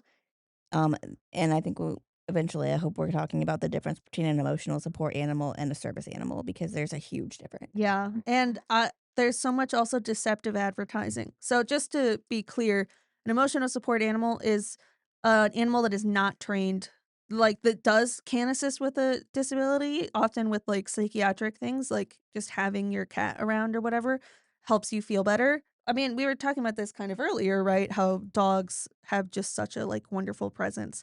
The difference is between that and a service dog is a service dog is trained to help. So Paula is trained to know the body movements that I do when I am about to have a panic attack, and she recognizes them and then comes and performs. Like she will jump up on my lap and start like reacting, right? Mhm. And that is something I have actively trained her to do, and that's why what she does is considered like a task as opposed to just her being around. But so many like there are these scam sites that will, and I saw these advertisements on YouTube for the longest time, and it would say like, "Do you want to bring your pet anywhere? You can get an emotional support letter in 30 seconds or less from one of our doctors. And then now you can take your dog anywhere you want," which is just not true. First of all, these sites should not exist because like in order for you to have an emotional support animal, it should be from a doctor that actually like your therapist who actually knows you and knows how you would benefit, not just from some random person that you probably don't even know their name. They're just like paid to Is it just is it Is check it your raining? That's what I was like I wondering. keep Nyla. hearing something. Oh, oh, wow, it's massive. It's crazy raining. rain. Yeah. Um yeah, and Sorry, I pulled I totally now I forgot what I was saying. I'm Basically, so yeah, sorry, I got there's so distracted. it's a huge problem. People don't realize how big of a problem it is, and they think it's like a harmless little like, well, my dog is well behaved and like he's not gonna jump out of the cart at Kroger or whatever. And they don't realize that even if your dog doesn't do anything to another service dog, just the act of you trying to bring your dog places or your cat places or whatever does make it then harder for people with disabilities. And then, okay, final little rant I'll go on about this. I think people don't realize that when you're faking a service animal, you're also faking a disability because you can only have a service animal if you're disabled. And people need to think like people need to feel that shame. Like, because if you knew someone was going around and like faking being disabled for gain, then you would like society would understandably shun them. But for some reason, if we say like, yeah, but they're doing it to bring their dog whatever places, then people forget about the fact that they're faking a disability and Mhm. just are Also, okay with you it. can get service dog vests off of Amazon, which is absolutely not okay. Yeah, that's kinda crazy. Hmm. That's interesting. There's a level of, like, jumping through hoops to get your dog to be a service dog, right? Which, nobody wants to like, if you think about, like, getting a handicap sticker and you have to get a doctor's note, then go to the BMV and, like, that for some reason, even if you have a physical disability, a paralysis disability, that expires after 5 years or whatever, and then you have to do that same process again. It's like, those are unnecessary hoops, Yeah, and you right? need the Declaration of Independence to even get it. You're right. Yeah, exactly. And so those are unnecessary hoops. So like there's like a yin and yang of like, is it appropriate for Amazon to sell? Maybe not. But I'd almost rather it be on the side of like it's easier than it's harder. Like Uh, you have to get a doctor's note to get a new vest for your dog, right? Like that seems a little extreme. Yeah, I have a lot of friends who've trained their own service dogs, which you're totally allowed to do, and their dogs are very well behaved. I this is a To be clear, this what I'm about to say is an extremely hot take in the online service dog Let's community, but go. it's something that I believe, which is that like a country like Canada, you have to have registration for a service dog, and you have to prove that like there's a test that the dog has to pass to prove that they can work in public and be under control and that they perform a task related for your disability. And then when you go into a business and people are giving you grief about it, then you can show that they have a certification, right? And in the United States, we do not have that. And the reason why it's such a hot take is because people say it's just making it harder for disabled people. Yeah. And I agree that is true. However, I have a few counterpoints, which is one, if your dog is a real service dog, they should be able to pass the test Mhm. because so that would not be harder. And also overall, I believe it would make real service dog handlers' lives so much easier because it would cut down on the amount of access issues that they have. So that's my view. Like I said, extremely hot take for some reason. Mhm. It's just something I believe. I do have a quick question. So D- is it we were Is it talking about certification before for our no, dogs or no, hold on, hold on. So I want to ask, is it a like a HIPAA violation for a business to ask you for proof of your service dog? Great question. So, under the Americans with Disabilities Act, there are two questions that businesses are legally allowed to ask you. The first one is this a service animal required because of a disability? The answer, yes. And then, what work or task has the dog been trained to perform? So, I would answer, yes, this is a service dog required because of a disability. What work or task? She opens doors for me. She picks things up off the ground. She turns lights on and off, that kind Mhm. of thing. So you're never ever required to disclose your disability. You do have to affirm that you are disabled and that you have to give specific tasks that the dog can do. And emotional support it's actually specifically called out as this is not a qualifying answer. So your dog has to actually do something and not just like provide comfort by being around. Do they are they allowed to ask you for a certificate or a No. certification? No. Okay. Although I have one. Yeah, so some organizations like our organization, Canine Companions, does give um kind of ID kind of things to their clients kind of as a last resort. Like if these people really still won't let you in, like show them this and maybe it will. But it legally has no bearing. There's no registration or certification in the United States. And not once have I ever been asked to show the Yeah, card. I Oh, think it's easier for us because 'cause we're, like, in wheelchairs, and yeah. also our dogs are, like, typical like, they look like service dogs, they're labs, they're whatever. I know people who like, there are some really legitimate like, for example, I know someone who, has diabetes, and their dog goes in a little pouch on their chest, like, it's a very small dog, and smells their breath and knows when their, like, blood sugar is going down or up. Cool. Um, and obviously, they face a ton of issues because it looks like they've just got a little dog like, Mhm. whereas we are going around, we look like very typical service dog, like, We handlers. look like somebody who should have a Right? service And dog. so I've never had any issues, but I know other people that do. Yeah. Yeah. Okay, the next question is most businesses don't understand service dog laws. I don't wanna keep blabbing on. I don't know if you have any thoughts on this, Alexis. If not, Yeah, I can. Alexis, you go first. I don't have any thoughts because I've never been questioned. So you'd say that's a false statement then, Yeah. probably.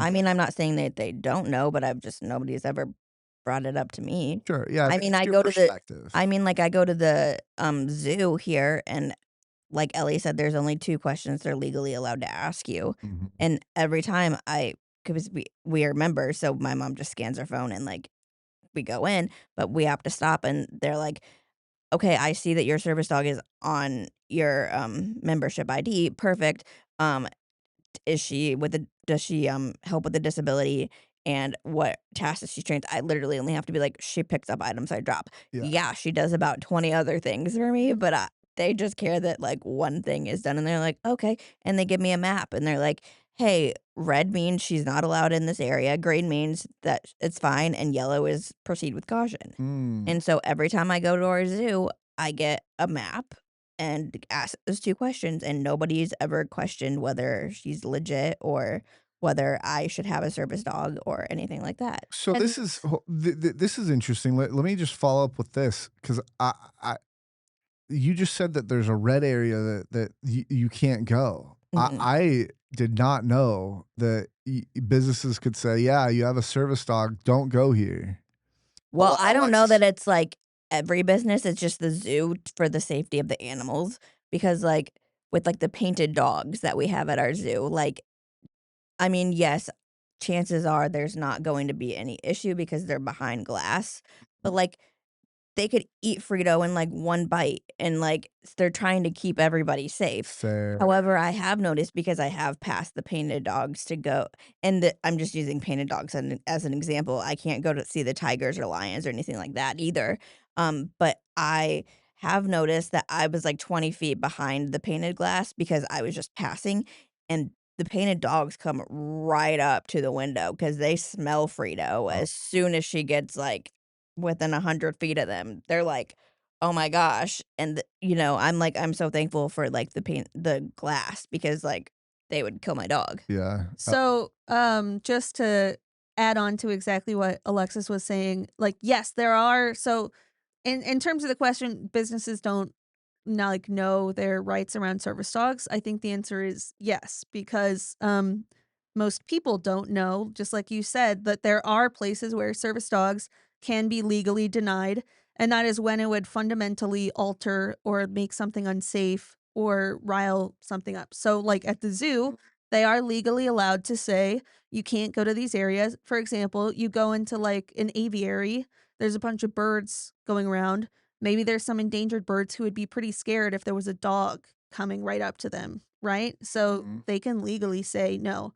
They can also, for example, like the service dog cannot go into the kitchen of a restaurant because that would be unsanitary. They can be in the normal part of the restaurant where everyone else is, but the Ah, public can't go into the back because it's unsanitary. So, like members or service dogs can't as well. mm, And then things like burn wards in a hospital because that would be dangerous, or like the operating room, service dogs can't go. So businesses can I think sometimes businesses either think they can't, ever say no to a service dog, which is not true. Most, I will say 99% of businesses cannot say no.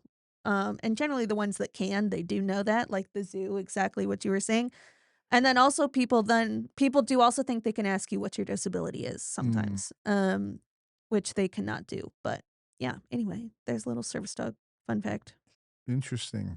Um, the the next one is around social media. So social media has helped the disability community more than it has hurt. Yes or no? I have an answer, but I'm gonna let Alexis go. True. True. Helped more than hurt. Okay. Um, I know somebody who lives in at least every single state in the United States. Yeah. And I wouldn't know them if it wasn't for social media. True. Um, and I think that because a lot of people's disability is not necessarily mine all the time, um, but can keep you in your house sometimes if you're having a flare up or whatever. And social media is the way that people keep in contact with. If I didn't have social media, I don't know that I'd have friends Yeah. besides Ellie, seeing her once a week at tennis. Mhm. And then if it wasn't for social media, I wouldn't have known about the Bible study. And Mhm. if it wasn't for I mean, Zoom's not necessarily social media, but we'll just pretend it is for a second. I wouldn't have access to that. Mhm. Like, I mean, and if like my chart, how many, I mean, Mhm. usually, I mean, I really hate to be like, my life went from MySpace to my chart real quick, but like, I never had that's just, MySpace. I didn't either, but grew up in that era. So, um, but my chart, like, how many times can I get online doctor's appointments? Yeah, it's not like Facebook or anything, and it's not a fun thing to do, but like, because of technology, people with disabilities have access to the world that they haven't had before. Mhm. Yeah. Ellie, what's your Okay, response? so here's where I'm going to talk about EDS a little bit. So EDS is uh there's it's there's a lot of awareness for it on social media, which has been great. However, it's also been kind of a hindrance to the point now where when I see a doctor for the first time, I've literally been asked, "Do you really have EDS or did you just see it on TikTok and you just think you have it?" And Wow. then I have to be like, "No, I did a genetics thing, like I have EDS." But it's got such a stigma because of social media at the moment. Like I will like when I'm in the emergency room, I don't tell them I have EDS unless they ask Wow. because I get treated differently. Like it's worse. It's much worse. They think I'm like attention seeking or drug seeking or something. Um and it's horrible that I'm like in the ER and I should have to like hide the main reason why I'm disabled. Like, I only ever answer now if they ask, like why I'm Wow. in a wheelchair or something, which they do often ask. But then I have to say it and I've tried to say it like quickly because and then they'll like give me a look sometimes. Mm, So there's been such a and people are trying to change this, but then it just gets kind of toxic. So there's I've talked before about giant spectrum in EDS, and Alexis, you and I have also talked about this because you said I was the first person who's like a primary wheelchair user with EDS that you'd ever met, as opposed to someone who maybe would only need a wheelchair for like long distances or like at a theme park or something. Um And I had known about EDS before Ellie yeah. because a girl that I was in team training with getting when I got Frida was graduating with her service dog at the same time and she had EDS. mm, But she was completely able bodied and stuff. And so I just remember like asking her, I mean, nicely, and like she didn't have to answer if she didn't want to. I, left it kind of an open question and was like, hey, like, what's your diagnosis or whatever? Because everybody was kind of talking about it, like, anyway in the moment, and she just explained that she had EDS, and I was like, "Oh, I've never heard of it. What's that?" And she kind of, like, explained it to me, and I was like, "Oh." So then Ellie comes along, and she's like, "Oh, I have EDS." I was like, "Oh, I already know what that is, but, like, you're just the first person that's a full-time wheelchair user that I have met." Yeah. Yeah, and because of, like, that there's just such a giant spectrum, um, yeah, people just get such a different idea or, like, they think that only the very mild cases are, like, what EDS is, and then doctors get such a like, yeah, they think, like, "Oh, you're like, we're just a gymnast," or whatever, like and then that's also become a problem because then in an effort to spread awareness on social media, I think different people with EDS have made some poorly designed videos that will say things like 10 signs you might have EDS. Sometimes you run into the doorway. Like when you stub your toe, it hurts pretty badly. Or you like playing thumb wars with kids in kindergarten. Like things that are like, okay, sure, like yeah, you're probably a little more clumsy if maybe you're a little more clumsy if you have EDS or whatever, but they'll just say these totally normal experiences and kind of pathologize them. And then it's given both doctors and everyone else kind of such a different view of what EDS is.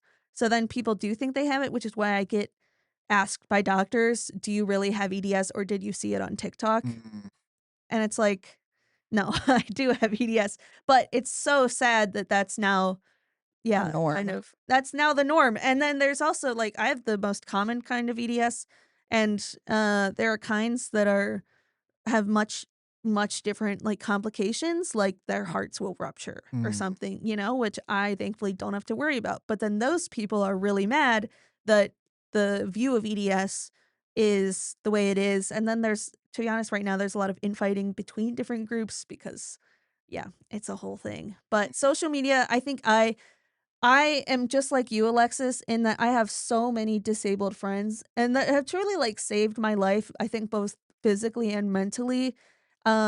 Like going through like the journey of becoming quote unquote disabled.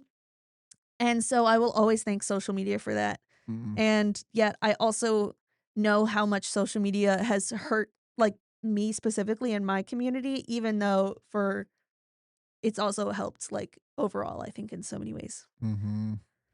Now don't c I'm talking to you guys on TikTok right now, if Zach clips this, don't fight me, please.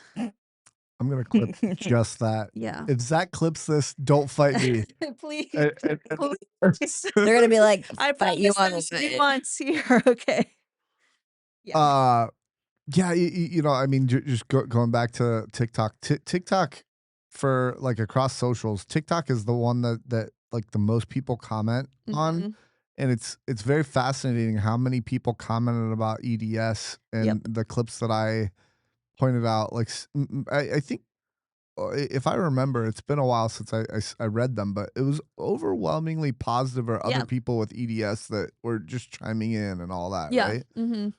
I think there was one criticism, like I posted like a short of like you having a great life and Oh, like yeah. everybody with Sometimes EDS, they get mad about that. yeah, people with EDS can have a great life, and like someone who's like my life So is not good. yeah, it's like, I'm sorry, but Yeah.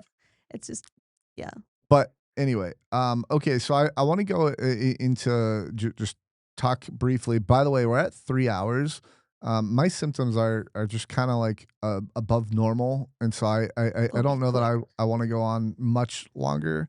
I actually have a lot more stuff, which is kind of interesting. I didn't think we would. I mean, of course, we would get into discussion, but I didn't think we'd get into this much discussion, and I thought it was going to be under 3, but regardless, it's Part been a 2 great coming soon. Yeah, conversation. Yeah. yeah.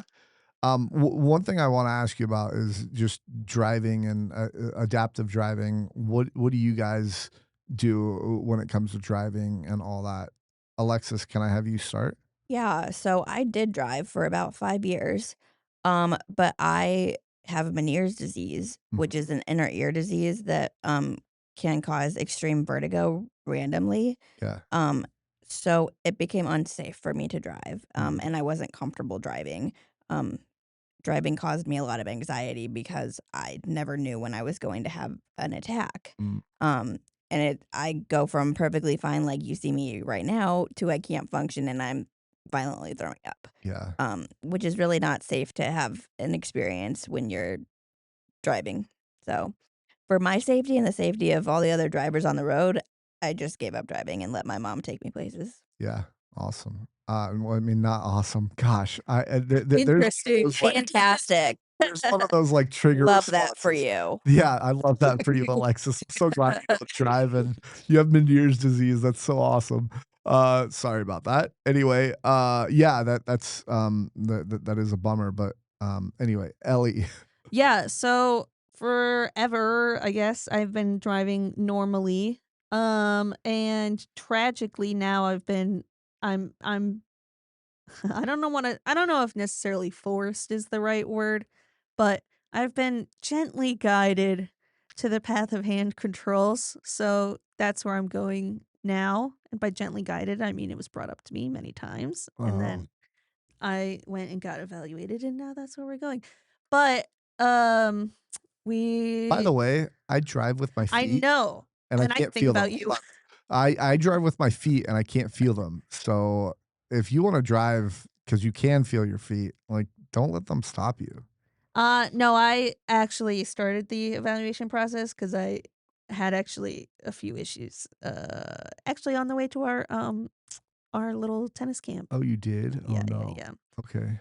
But well, first of all, it's extremely painful for me at the moment. Actually, not at the moment, just kind of like over the past few years, it's just been because it's really hard for me to lift my leg and painful for me to do that. So it's pretty instant when I start driving. And then I also often don't at me doctors. I do wear my braces, my leg braces often. I've seen her wear them Yeah, like twice. So that's like two times once. more than zero. So anyway, um, and with those I can't really feel my feet either. And anyway, so the tragic thing is now they're making me go to the sorry, I keep moving away. Yeah, you're The good. tragic thing is now they're making me go to the higher level of support hand controls, like the electronic ones.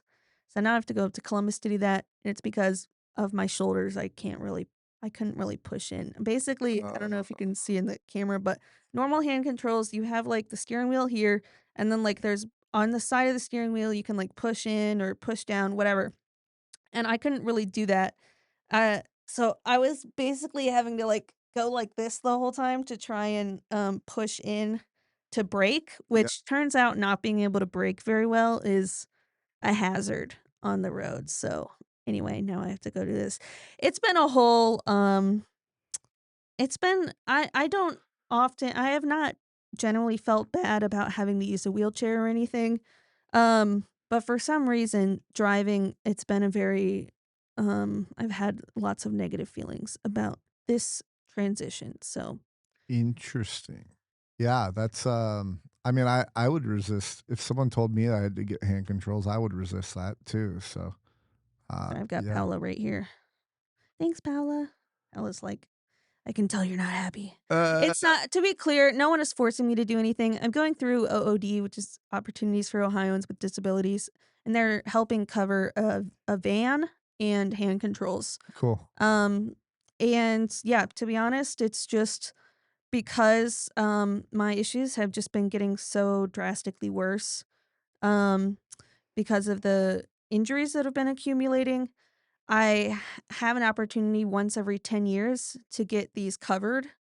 And so, like 4 years ago, I was walking normally. Mm, And now here I am, and my shoulders are only getting worse. And it's very hard for me to get any surgery done on them because I'm a wheelchair user. mm, So, like, what am I going to do with, yeah. you know? Anyway, I promise you, lots of thought was put into this, and I'm not fully being forced. I'm only saying I'm being forced because it's very mixed feelings for me about this, but Mm, it's more like I know this is what I need uh, and what would be safest, but I'm mentally resisting. And you'll probably talk to me in a year, and I'll be like, that was the best decision I ever made yeah. because now I can drive without pain and I don't have to worry about my foot not being able to press down or not being able to hold up my foot, which is the problem I had a lot driving to and from our Mm, tennis camp. mm-hmm. Uh, Yeah. yeah, anyway. Anything else to add, Alexis? I think Oh. that was pretty okay. Let's let me ask you this. What's one thing you hope people take away from this conversation of us talking together? Alexis, can you start? Um, disability is what you make it. Yeah. I mean, it can be bad. It can also be really beautiful and good. Mm, And it's up to you to decide which side of the spectrum you're going to be on. yeah. I like it. Ellie? I hope people take away that my dog Paula right here is really cute and cuddly. And I probably shouldn't be saying that because you can't pet her. Uh, But she is. But I promise can, and you. she's great. Yeah, she's great. So sorry. uh, where can people Follow us on Instagram follow me on Instagram for pictures of my dog who is sleeping and will not get in the camera Alexa, today. how do you know That's what actually question I was asking? It's Alexis, for starters. Why did I just say, "Oh my gosh, I've been calling you Alexis this You know entire how podcast." many people call me Alexa now that the dumb advice Yeah, device is like a thing? maybe that's what it was. I don't know. That was a weird mental. Sorry, I Anyway. just took your job from you. Yeah, you just took my job. So Keep okay, going. wait. Can you go one more time? Where can people find you? Oh, I didn't say it at all. Oh, okay. If you want to see a picture of my dog, well, multiple pictures of my dog, my service dog, Frito, you can follow me at disabledlife13 on Instagram. You can find me and Paula at Team Ellie and Paula, PAOLA, on Instagram. Okay. Is that are you both are just on Instagram? Listen, we're the youth here, Zach. I I mean, am We don't have AOL. I am only publicly on Instagram. Got it. Well, the youth actually, Ellie, is on TikTok. So I do have TikTok. I just made all my videos private there because they're the people. If you think if I think Instagram commenters are passionate, TikTok is as well. No offense, TikTok. that's fair. I Yeah. still love you. Yeah. Okay. Well, I just want to say thank you both for coming on. It's been fun. I learned some things about service dogs, and I know you, and I've asked you questions about service dogs already, and I definitely learned a lot about service dogs. It's been pretty fascinating. So Thanks for thank having you. us. Yeah. Is there anything else that you want to discuss before? No, I don't need to come on a second time. I've told you everything you need to know about me. We probably got through about like half the content that I wanted to half the questions and stuff that I wanted to ask. So, It's but because you had Ellie and I on. Like, we is. just don't know how to not talk. Yeah, right. Okay, well, everybody, thank you for joining the Rolling Forward podcast. If you like what you heard, hit that like button, subscribe, or leave a comment. And if there's anybody that you think would benefit from hearing this, please share it. It really helps the channel out. And especially if you've liked this and I've earned your subscription, please subscribe. That really really helps as well. Also, if you want to pick up a shirt, wheelchair mafia with the guy in a wheelchair, that looks like a mafia figure. There is an inside joke there. Curious if you know it, if you've heard it on other podcasts. Let me know in the comments. But you can get this at rollingforward.printful.me. And if you've got a story that you think is fitting for the episode, let me know. You might even be my next guest. Until next time, keep rolling forward. Thanks, everybody. Say bye. Bye. See ya. Okay, bye.